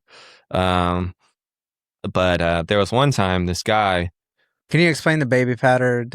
Oh yeah, the icy hot or gold bomb, tiger bomb, any of that. I think you should explain. Yeah, and I will say it's been done to me, and it's yeah. So what is it? So like obviously they have the muscle reliever. Not obviously for those who don't know, they have the muscle relievers that a lot of athletes use. Tiger bomb is one of them. Icy hot is one of them, and basically it gives you like a icy / burning sensation, alternating, whatever you want to call it. There's different powders that do the same thing. Traditionally, we'd use the powders because obviously they would probably feel it if they, you know, had a bunch of gel in their trousers. But like, so you just lightly powder people's jock straps in their locker or whatever, and they put it on, and you know, it doesn't really kick in until, you know, a good 30 minutes later. So by then we're out on the field, though. So they'd kick in and like everyone's just waiting because you've already spread the rumor. Like, hey, wait till Jacob gets out, whoever. Yeah. Like, wait till they get out here, man. And and just even the coaches would know. Like coaches were in on everything. They're a bunch of. They would punish you if parents found out, you were in trouble. Yeah. If parents didn't find out, they were right there with you, dude. Like, I got another story about that. But anyway, so yeah, just putting icy hot and then waiting for this guy to just basically try to leap out of his pants and not be able to and run. Like, usually that's typically what happened. When it hit, they would just run and they would stop running. I don't know where they go in. I mean, I'm assuming they went to a bathroom or the closest sink or wherever they could go to try to alleviate that discomfort. But fun times. Yeah. For sure. Yeah. I mean, we used to be like, with freshmen and stuff, we'd be like, oh man, like coach would be like, all right, go grab the left-handed fungo. Yeah. Yeah. That's a classic. The left-handed fungo. Yeah, the left-handed fungo. Dude. Now explain what a fungo is to people. A fungo is a normal bat.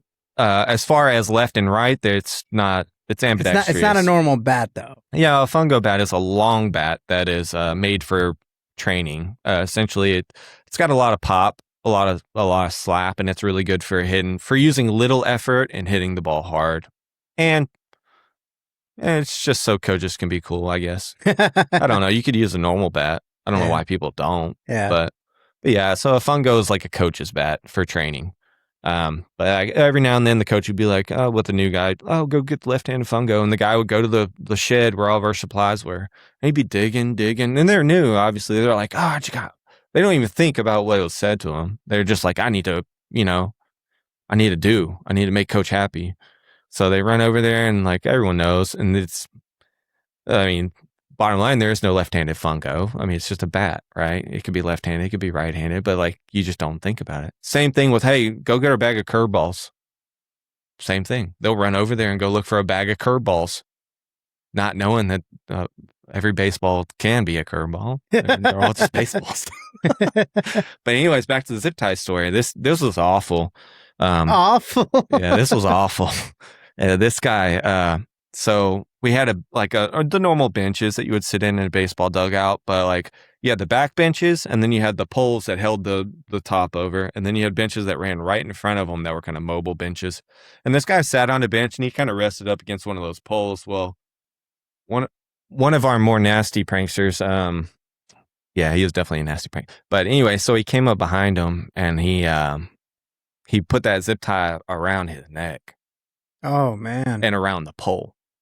And he didn't tighten it all the way. Wait, he did it to himself? No, he did it to the guy who sat down. The guy sat down and he snuck up behind him and before he could do it, he just clicked it. He didn't really tighten it, but obviously the guy with first instinct was to go, like get out of there. And as soon as he did, and he's just like, at some point, he was like choking out and like everyone was freaking out. No one like stupid. Yeah. But yeah, so we had to rush.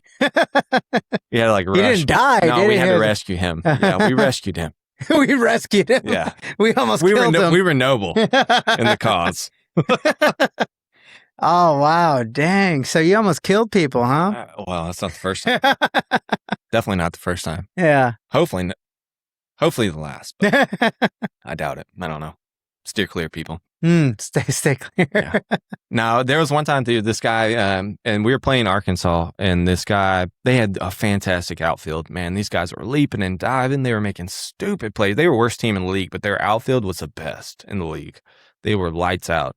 And this one guy was tracking this ball to the fence, and like, he didn't, like, we've all seen bad collisions into fences. But this guy had no clue at all. The fence was there. And like he was going full tilt, 100 miles an hour. And he jumped right before the fence. And I'm talking literally left a body, like, like the dead body, like an imprint. Mm-hmm. Like his body imprint was on our wall in right field. So the next day we get out there with the trainer's tape and we go ahead and sketch his body out with that trainer's tape. So there's just like a dead body figure, like a crime scene up against our wall. And we did it right before they came out for BP. And our coach oh man, dude. I remember he made us roll. Like, so lay down with your arms out, feet out, start at home plate and roll all the way around the field until they tell you just roll. Just roll. You keep your arms out and your legs out and you just roll the whole time. You roll around the whole field. Foul pole all the way around until they tell you to stop. In one direction? Yeah, you just keep rolling. Oh, You just wow. roll and roll and roll and roll and roll until they get tired of watching you roll. Yeah. And so that was our punishment for that one. And they made us take it down, obviously. But that shit was funny. Ours was a cockroach.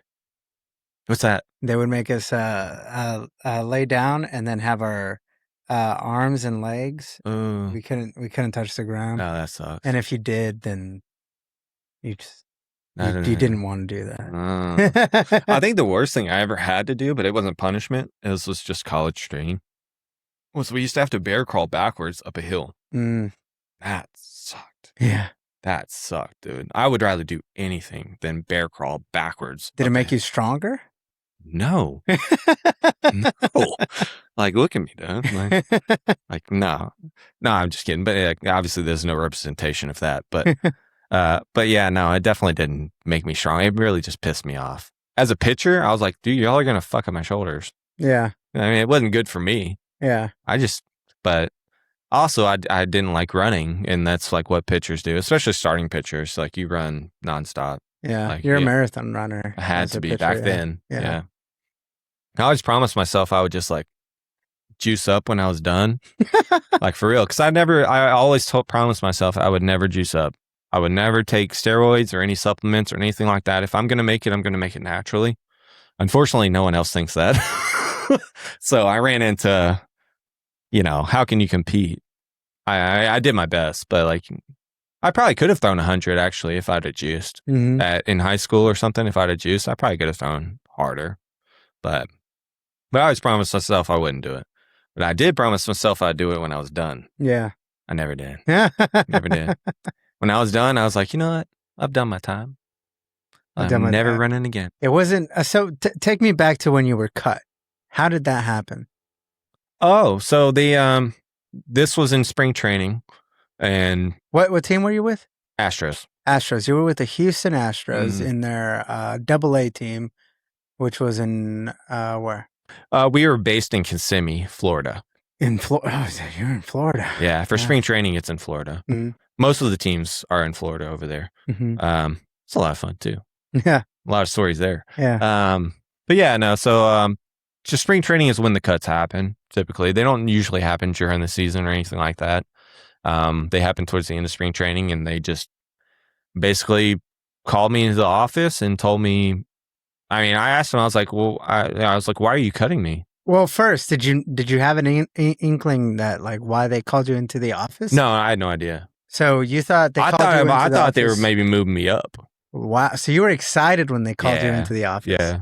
You're like, oh. I was very, my last season when I got released, I was very optimistic because I was doing really good and I was very, very fit and very into it.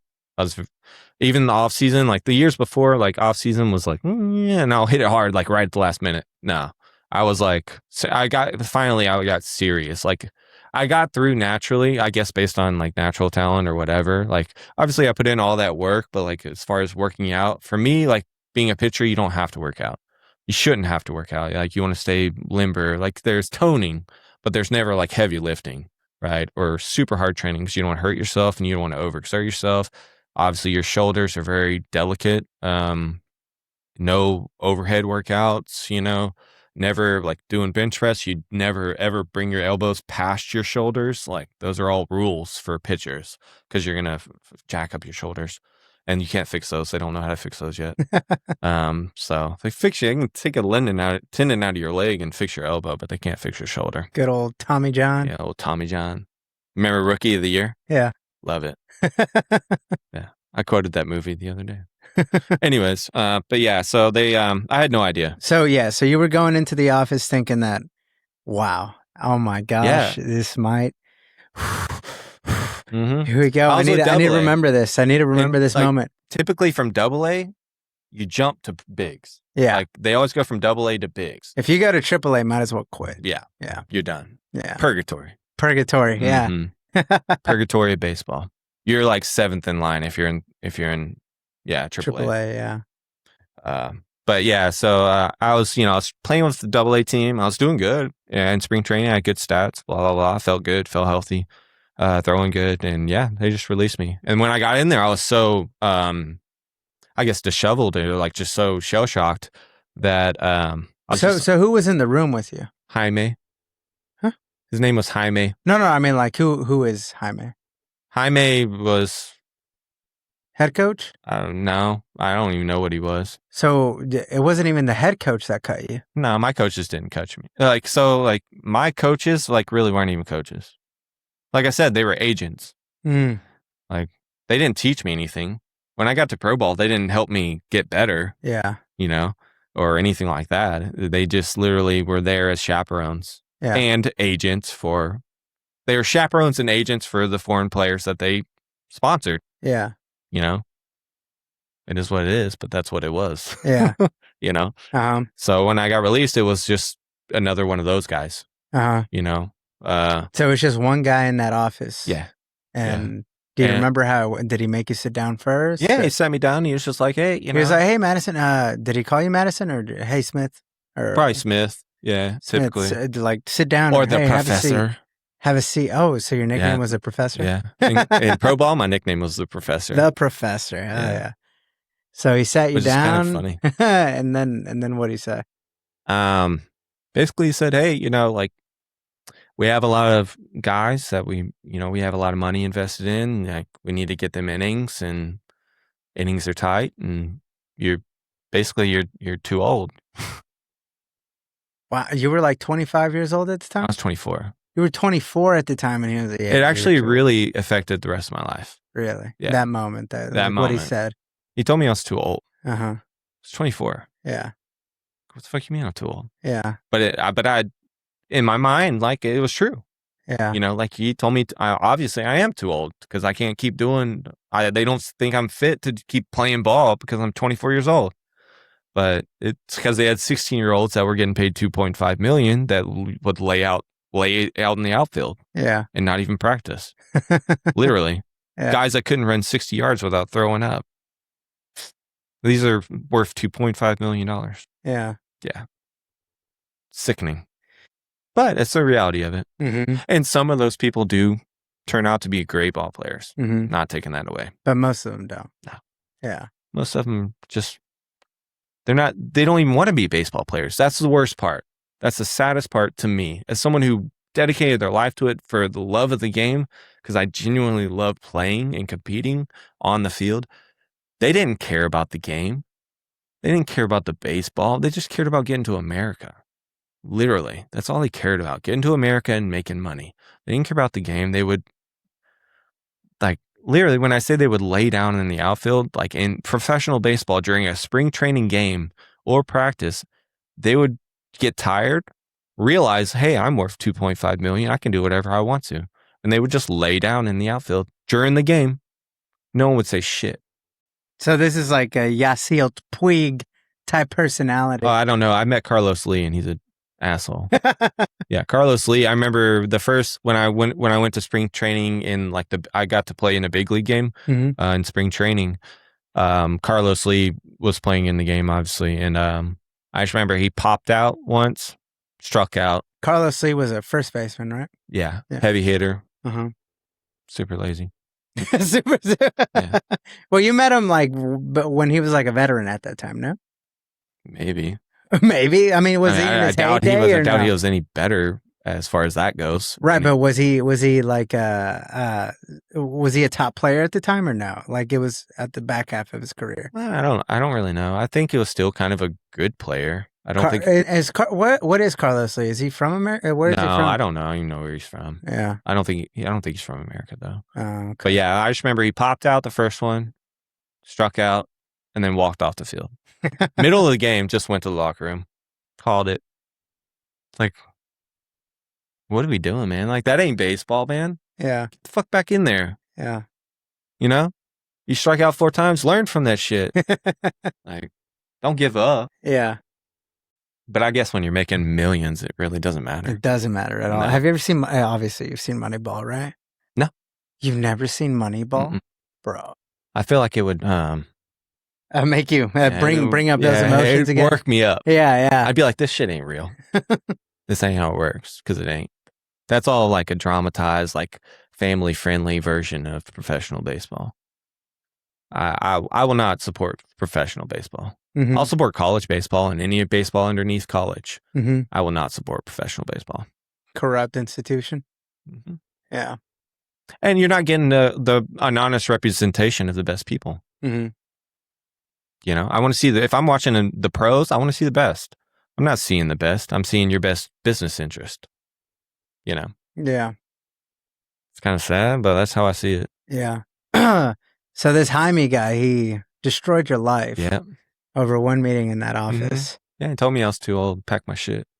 He said, pack your shit? Oh. Yeah, he didn't have to. Yeah. Yeah. Basically said that. I was like, I'm stealing this and I'm stealing this. Yeah. I still have my Astros coat. Like I wasn't supposed to take that shit. Uh-huh.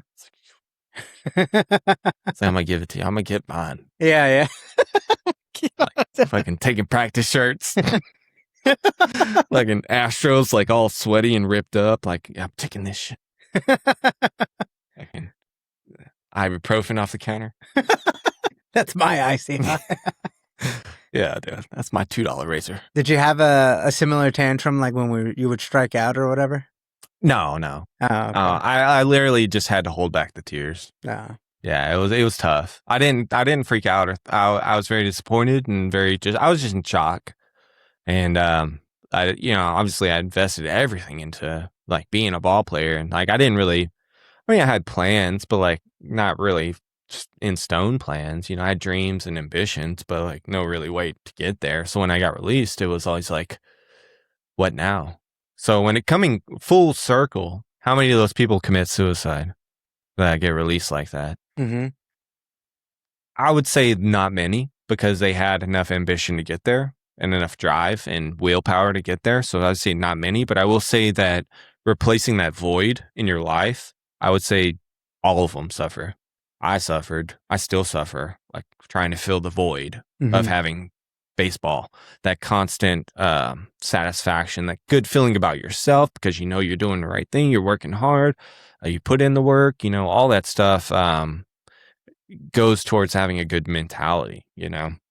So when you lose that and there's nothing to replace it, it's like you feel worthless. Like you lose your identity, essentially. And then that's essentially where I am now. It's like it's been years and years of just trying to find out, who am I really without baseball? I don't know. I know I like fishing. So maybe I'm a fisherman. Mm-hmm. I don't know.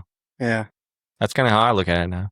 Just kind of, I will say, like, it's something, it's almost like losing a family member, even. Like, it's just like something you never let go. It's always there, lingering in the back of your mind. Like, I can't watch a baseball game with, like, other people, because I'll be bashing people. Yeah. I'll be like, yeah. Or on the flip side, if I'm in a good mood, I'll be like, he's going to throw a curveball here. I'll be like telling them, like, I'm the worst. Like, I'm like what bad movie people are to people who like movies. Calling out, like, hey, you're going to want to see this. Or, hey, this is the best part. Yeah. I'll be that guy in baseball, like, hey, watch this. Yeah. They're like, I don't care. No one cares about that stuff. No one cares what he's going to throw 3-2. They just care if the guy hits a home run. Yeah. Have you been to a professional baseball game since? No. No? Dude, we should go. I'd totally down. I'd love to go to Express. Yeah. Yeah, that'd be dope. Express? Yeah, Round Rock. Oh, yeah, no. I'm talking about like Astros or Rangers. I'm talking about cheap and cool. It was actually after a minor league baseball game that I met Carla. Oh, really? My wife, yeah. That's awesome. Yeah. It was right after that. And they wanted to have some carne asada and some beer, and she ended up showing up there, and the rest is history. But yeah, I mean, like I said, I only have fond memories of baseball. Yeah. Yeah. But like, I understand like how you see it. And yeah, it was a long road. I don't, like I said, I wouldn't trade it.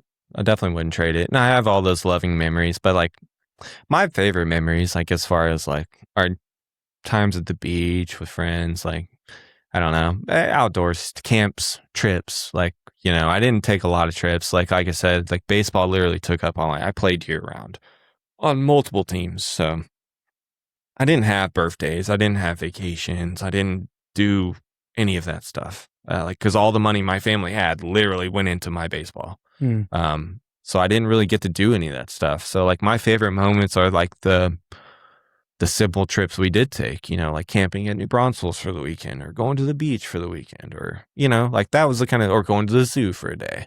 Those are the memories that really hold true to me. Baseball is like a woman I hate to love, Like, yeah. there's a lot there. An old ex that you can't just let go. Yeah. Yeah. So you get cut from the team. You get up from that office. Your life is destroyed. You decide, fuck yeah, I'm taking this jacket, these practice shirts, whatever. And then you leave the clubhouse. And where do you go from there? I get on a bus, a van, and all the other people that got released are on the same van. And so this is crazy. But so on the way to the airport, basically what they do is they stop halfway. This is in Florida. Stop halfway to the airport, open the van doors, and say, "This is your last chance." And all the people that aren't supposed to be there, flee. What do you mean that aren't supposed to be there? Anyone that's foreign, like that. Oh, that's foreign that just got cut. That has to go back to their country. Oh wow! They would open the doors of the van and be like, "It's your last chance," and they would all take off. They're probably roaming around Florida or wherever now. Wow! Yeah, they would just let them go. I mean, you have to understand too. Like the person who's driving the van is probably the clubby, right? And the clubby is like. He's like a boy too. He's everyone's grandpa, yeah. Right? Like he loves everybody. Like, and when you grow those relationships with people, like he's not going to send them back. He's going to give them a chance, and that's what they would do. Yeah. So as hard as it was for you, it was also like a life-shattering moment for those guys that also got cut. Sure, for sure, yeah. I mean, because I assume they were like alone, right? They didn't have they got a visa to come up here to play ball, but I'm assuming that their family didn't come with them. No, not typically. There's some of their families would visit, but not typically. So they didn't really have anybody to really. But I will say, you're not going to come over here unless they offer you a lot of money. Yeah. Oh, so they were. They're going back with a lot of money. Yeah. Or staying here with a lot of money. Yeah. Probably already have a life here at that point. But yeah. But that was crazy to me. I was like, wow. Yeah. By the end of it, it was me and a white guy in the bus. They all left, dude. They were gone. Hey, more power to them. Yeah. Hope the Gators didn't get them. Dang, dude. So they take you to so it's just you and this other white guy that makes it to the airport. And then from there, where you go home? You come back to Texas? Yeah. I did meet a pro golfer that lost. He sat next to me at the bar. I was like, funny. And we had a drink together. It was actually pretty cool. Yeah. Yeah. He was on the TV. Like, I didn't even know who he was. I just saw him on the TV and I was like, and I was like, I didn't want to like say anything. He's like, I'm like, all right, man. Well, cheers. Having a rough day too. Yeah. And he heard you out? Oh yeah, we had a conversation. I told him my story. Obviously, it's like an Uber driver. Yeah. Yeah, we both gave our whole life stories. By the end of it, we were best friends. I don't know his name, but yeah, no. And then after that, yeah, go back home. Mom moved. Didn't even know. You didn't know that your mom moved? Mom and dad moved. Oh, wow. Didn't even know. Came back. I didn't have anywhere to live. Didn't even know. So you got back from the airport. You landed. Where'd you land in Texas? It was either Houston. I don't know if I had a jumper to Beaumont. There's like a little private airport in Beaumont, but it was probably Houston. If I had to guess, Bush International. Yeah. So you got to the airport. What, you just took a bus back to your hometown or what? Or when did you find out that your parents moved? Oh, it's either that or my girlfriend picked me up. Oh, okay. At that time, I did have an ongoing relationship. Wow. So yeah. She probably picked me up. And that's who I ended up probably staying with and splitting with until we broke up. Yeah. So then I got my own place. So when you get, what'd you end up doing for a job or what? Right when I first got back, I believe I became a car salesman. A car salesman. I'm trying to think of something in between that, but I don't think there is something. I think I became a car salesman. Yeah, and that was awful. I was the best car salesman for the customer. You became the best deal. Oh, I would just tell them straight up. Like as soon as they'd walk up, I'd be like, "Hey, I'm new." I'd lie about that, but well, not really. Is 6 months still new? Yeah. Yeah, I was still new. Yeah. But like, anyways, like as soon as I figured out what the plan was or what the route was for our bosses and how they scam people, and they'd put me through like months and months of Cardone training. Mhm. You know, Cardone, Grant Cardone. Oh yeah, dude, I hate that guy. Oh, it's weasel, slimy motherfucker. No, I'm Yeah. sorry, but No, yeah, same, dude. I bought it made me sick. $1,200 ticket to go see him. Really? Yeah, to go one of his 10X No way. conferences. I went to Florida. I went to Miami, Florida, at the new Miami Stadium that they had over there. I was also in a rut. Like I was in. This was back when I was huge in debt, living out of my car. What were you or doing whatever. in Florida?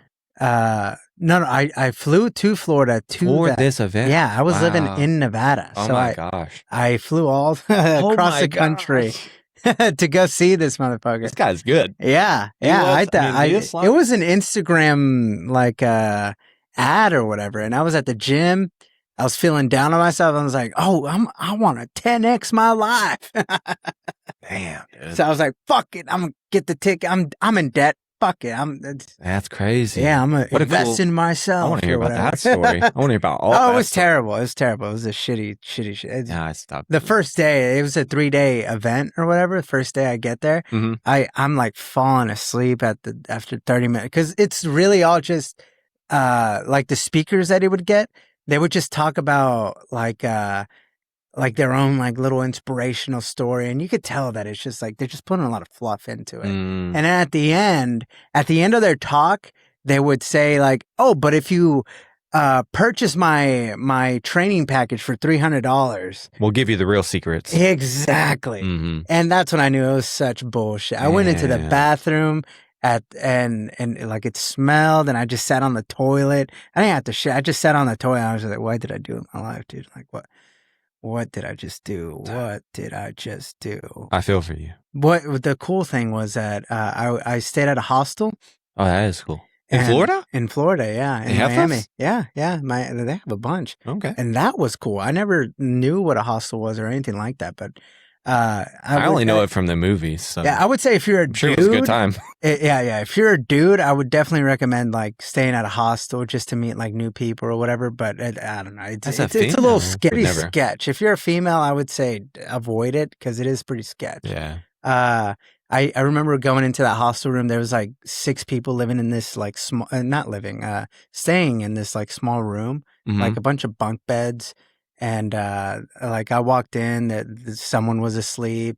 That a bunch of people were asleep. This one guy was like asleep when you got there. What time did you get there? I don't know, like 6 a.m. 7 no, a.m.? like 11ish or AM? whatever. PM? Yeah, a.m.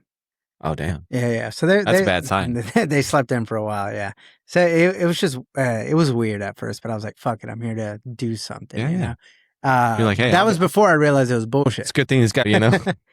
The only silver lining out of that story is that after I realized it was bullshit and I got home, or back to that hostel, one of the guys that stayed with me, he's a radiologist from San Diego. Oh, so the hostel was in Nevada? No, the hostel was in Miami. Oh shit! Okay. Yeah. So, but so you went to the event and then went to the hostel. Okay. Okay. I was staying at the hostel, which a hostel is just like this very do you pay for economic? Yeah. It's this very economic situation where you could go to a big city and instead of renting out a hotel or Airbnb, you rent a bunk for like $25-$50 a night, and with just some random ass people.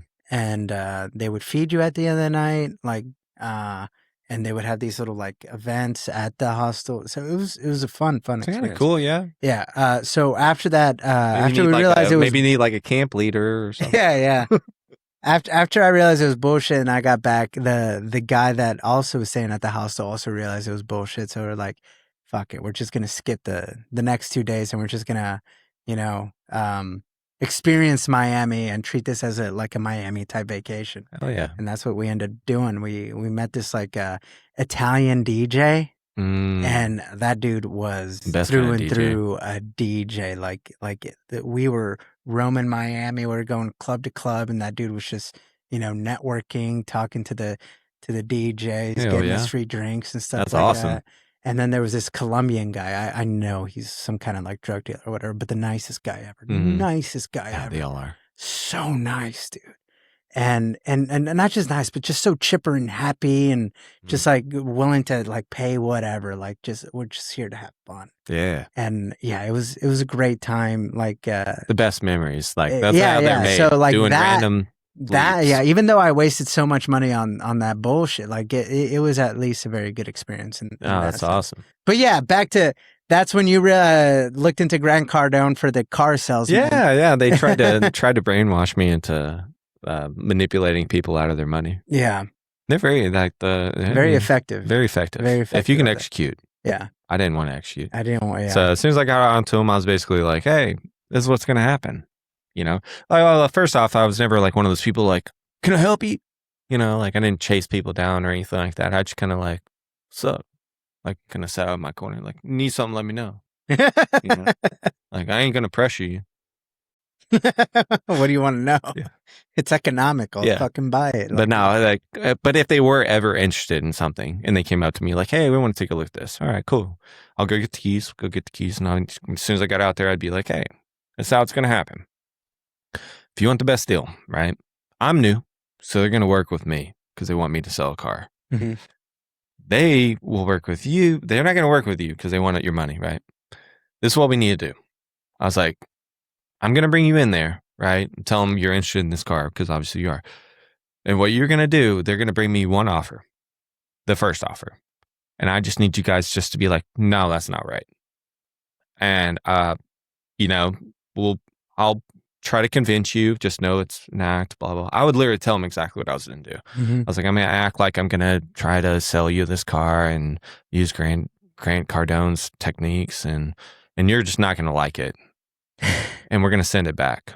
So we send it back to the office, and they're going to come right back out with another one that's a little bit better. It's going to be right in the middle, probably right in the middle of what you want, but not quite there. There's still money for them. And I was what you need to do is you need to reject that one too, and threaten to leave. Yeah. And they would. I'm "Hey, I don't know if we're ready for this, whatever you need to do to get out of here." And they would do it. And then the third one would be essentially what they wanted, but not quite, because they never, ever want to give you what you want. It'd be really close. And I'd be when they bring you this one, act insulted. Act insulted and walk out. And they would. And every time my manager would go chase them down and give them the deal they wanted. And I'd sell a car. Numbers game, baby. Yeah. Yeah, dude. That's fuck the man.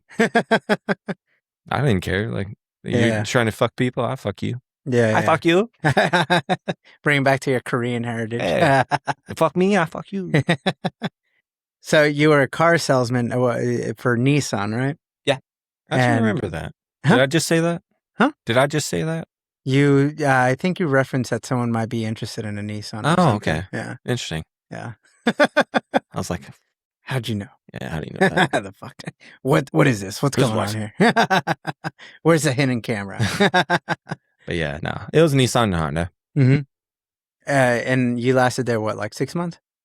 Closer to a year. Okay. Yeah. And just because I really didn't have anything. Mm-hmm. I didn't have anything going on. I didn't even know what I wanted to do. How did you get that job?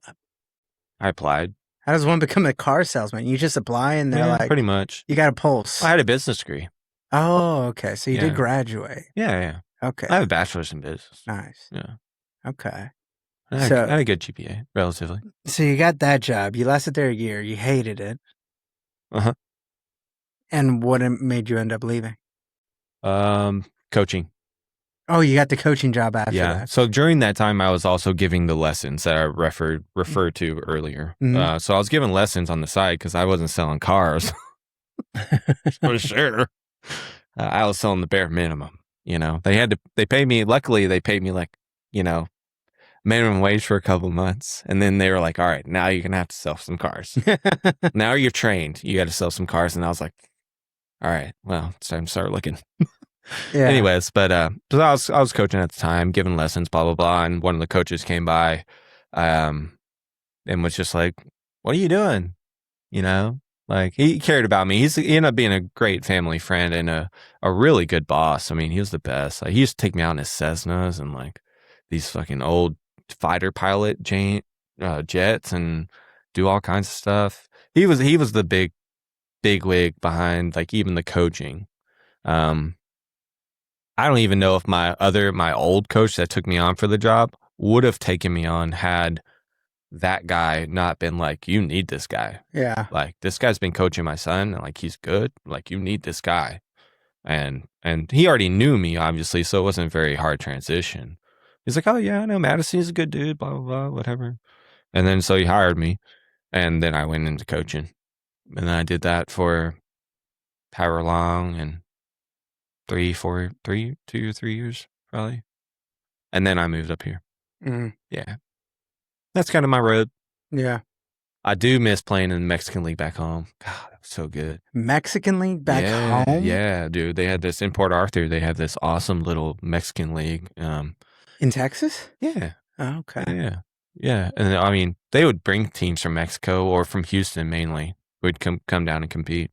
But I just loved them because they loved me, and two, like so when I was coaching, I didn't have like a set time to be at work. I mean, I had a rough time. I had shit I needed to get done before like 2 or 3, right? So I had to mow all the fields, whatever, fix things, clean up the cages, whatever it may be. I had to do it. And but I didn't really have like an early morning. So every morning I'd go fishing. Mm-hmm.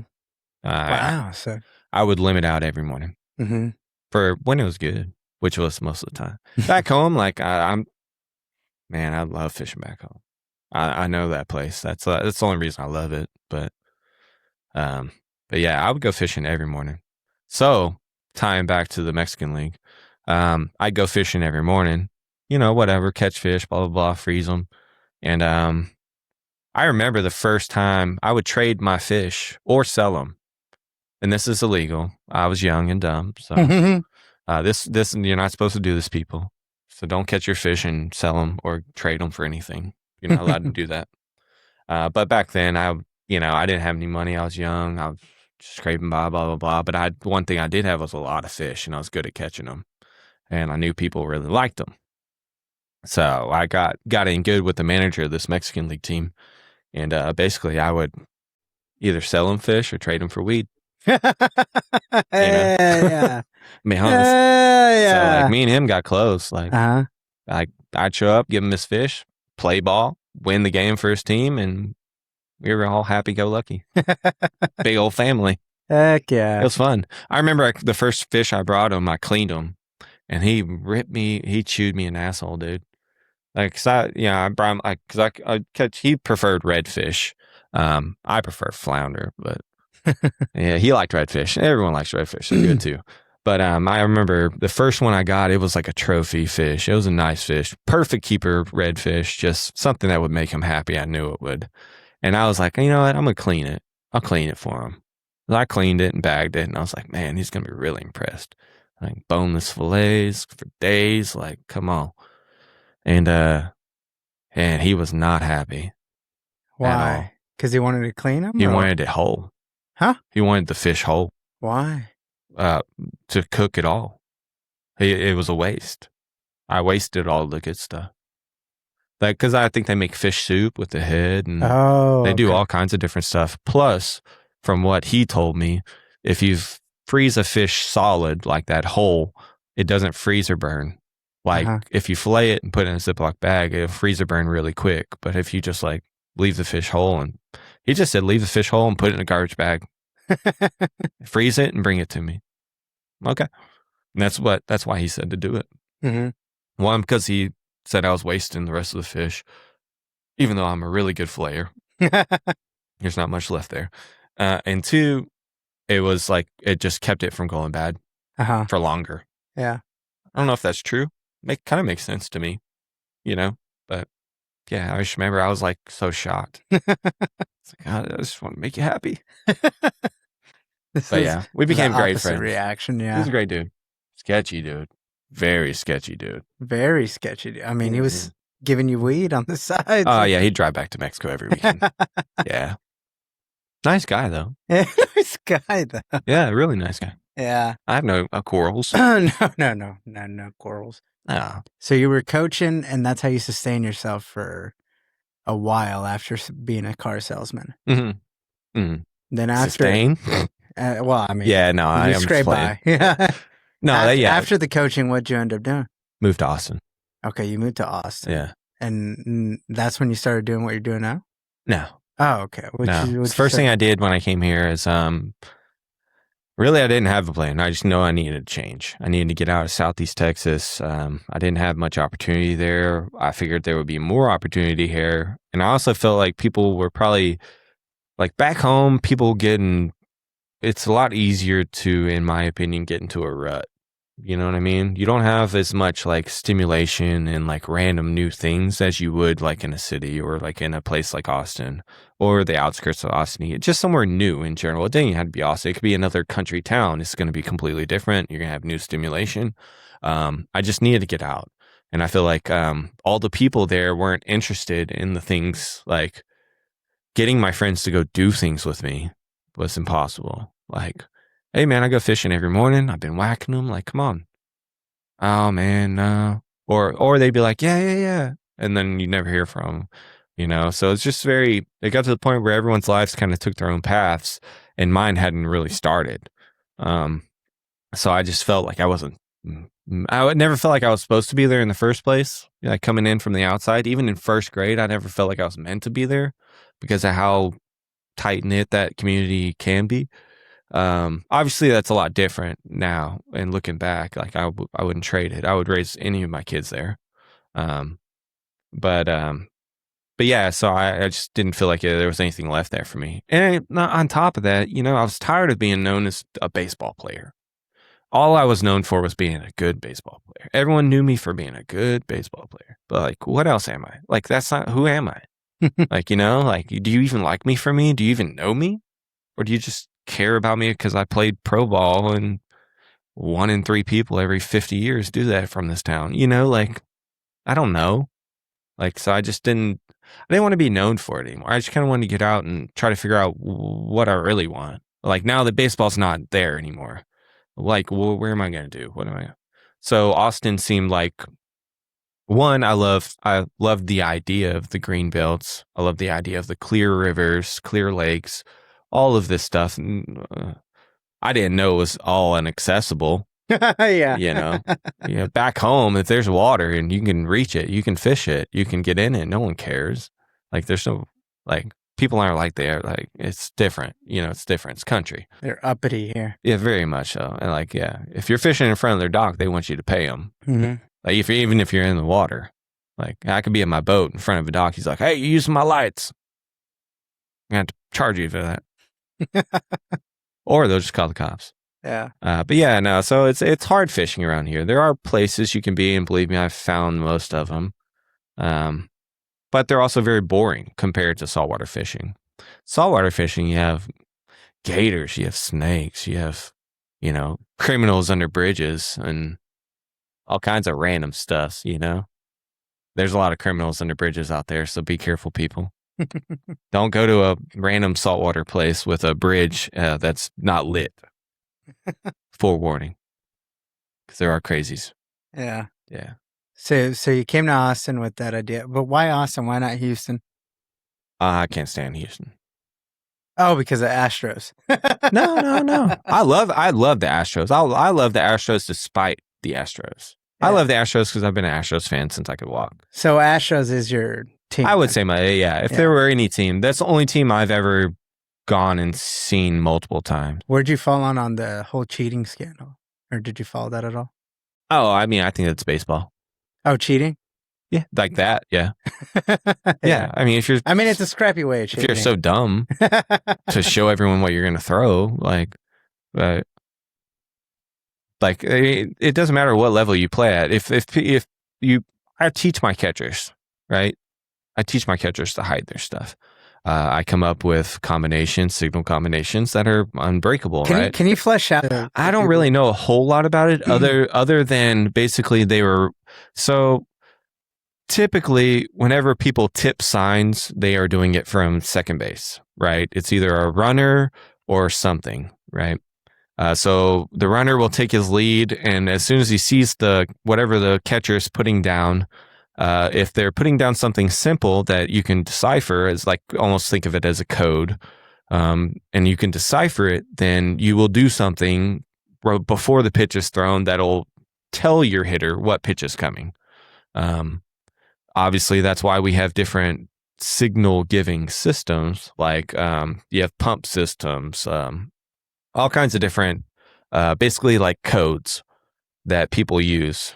And you have usually 4 or 5, just in case someone figures out your first code, you switch to the next code and so on and so forth to keep them off balance so they can't tell their hitter what's coming. In the Astros situation, from what I understand, is that it was actually someone that was not on the field that was relaying the pitches. It was someone that was in the stadium watching the big screen, relaying it through headphones or something. Is that correct? That's what I remember. Thought it was relayed through a trash can. Was it? I have no idea. Yeah, exactly. So what they would do is, I just know that it was separate. So it's like that's not cool. Mm-hmm. I would say, like, if you're relaying the pitches from a fan's point of view to your dugout, like that's pretty low. If you're not a player involved in the game, you're not the one doing it. You know what I mean? If you're a player in the game, then there's defenses for the other team against you. There's no defense. The team pitching cannot do anything about the guy that's in the stadium picking your pitches somewhere and relaying them. Can't do anything. You don't even know. You know, you can pick up on it in a game. I go back on what I said. Cheating is a part of the game, but there's an ethics. There's a code. Cardinal rules. Yeah. So that would definitely, in my opinion, be infringing on that. Yeah. Yeah. On the integrity of the cheating system. Yeah, there's a level. Yeah, like there's a level. I mean, you start off with tree sap, and then you go on from there. Man, the tangled webs we weave. The tangled webs in life. These gray areas. Yeah. So you would still consider yourself? That's funny because I'm a Colorado Rockies fan, and as a kid, I remember yelling at the outfielder that was the opposing team, and at this time was the Astros. Mm-hmm. They were in their gray away jerseys back when there were retro Astros, mm-hmm. and I would just talk so much shit as a kid, man.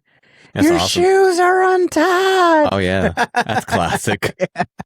Yeah, suck. I always fell for it, so it was pretty good. I still fall for it, especially when a little kid is doing it. Like, yeah, I think. Sir, your shoes are untied. Star told me the other day my pocket fell off, and I was like, what? Yeah, so. Yeah, so I hated the Astros growing up as a kid. I'm not gullible. I just have a lot of faith in people. Yeah, wrong place to put your faith in. But all right, so you you moved to Austin because you want opportunity. You didn't go to Houston because fuck Houston. Yeah, I mean, outskirts, like I said, of Houston are great, but the downtown, I just never. I had to go there on the weekends to play ball, and I went there. I went back and forth to Houston pretty much my whole life, and I just never liked it. Mm-hmm. To me, it was just, I just didn't like it. Yeah. I'm not a city person, really. Yeah, but like Austin is, like as far as Texas, it's like the California of Texas. It is. Yeah. I'm not here for Austin. I'm here for the scenery of Austin. All the scenery. shit, everything that's been ruined in Austin is what I'm here for. Right.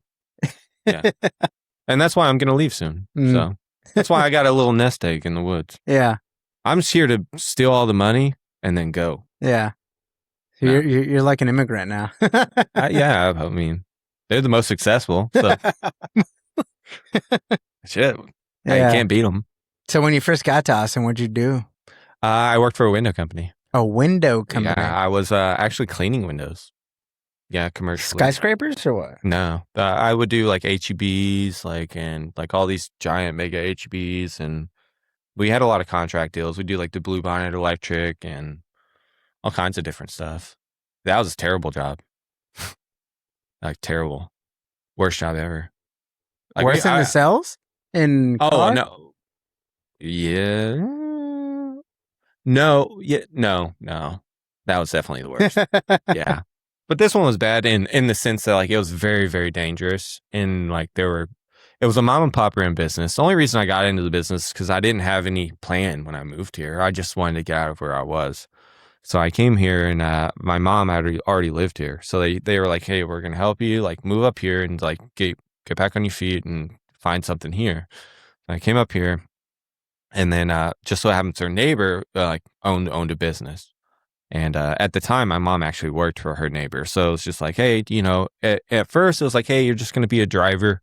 You can just, make side money. Like none of the guys there have a license because they're all ex-cons, literally.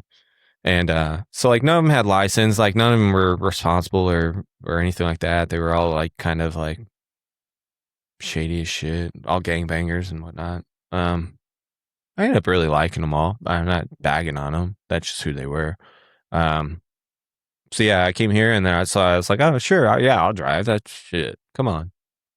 I'll drive to make some money until I can find a job, So I was driving and before I knew it, I was like crew leader. So like now I'm dealing with customers. I'm managing the jobs. I'm setting up jobs. I'm bidding jobs. I'm pretty much doing everything. And the job was just extremely dangerous. Like, I mean, we were climbing up 40-foot ladders. No kind of safety net, nothing on the side of the hills of like Lake Travis. Like you have these mansions that are like architecturally built for no one, like with windows in places you can't possibly reach, but they want you to.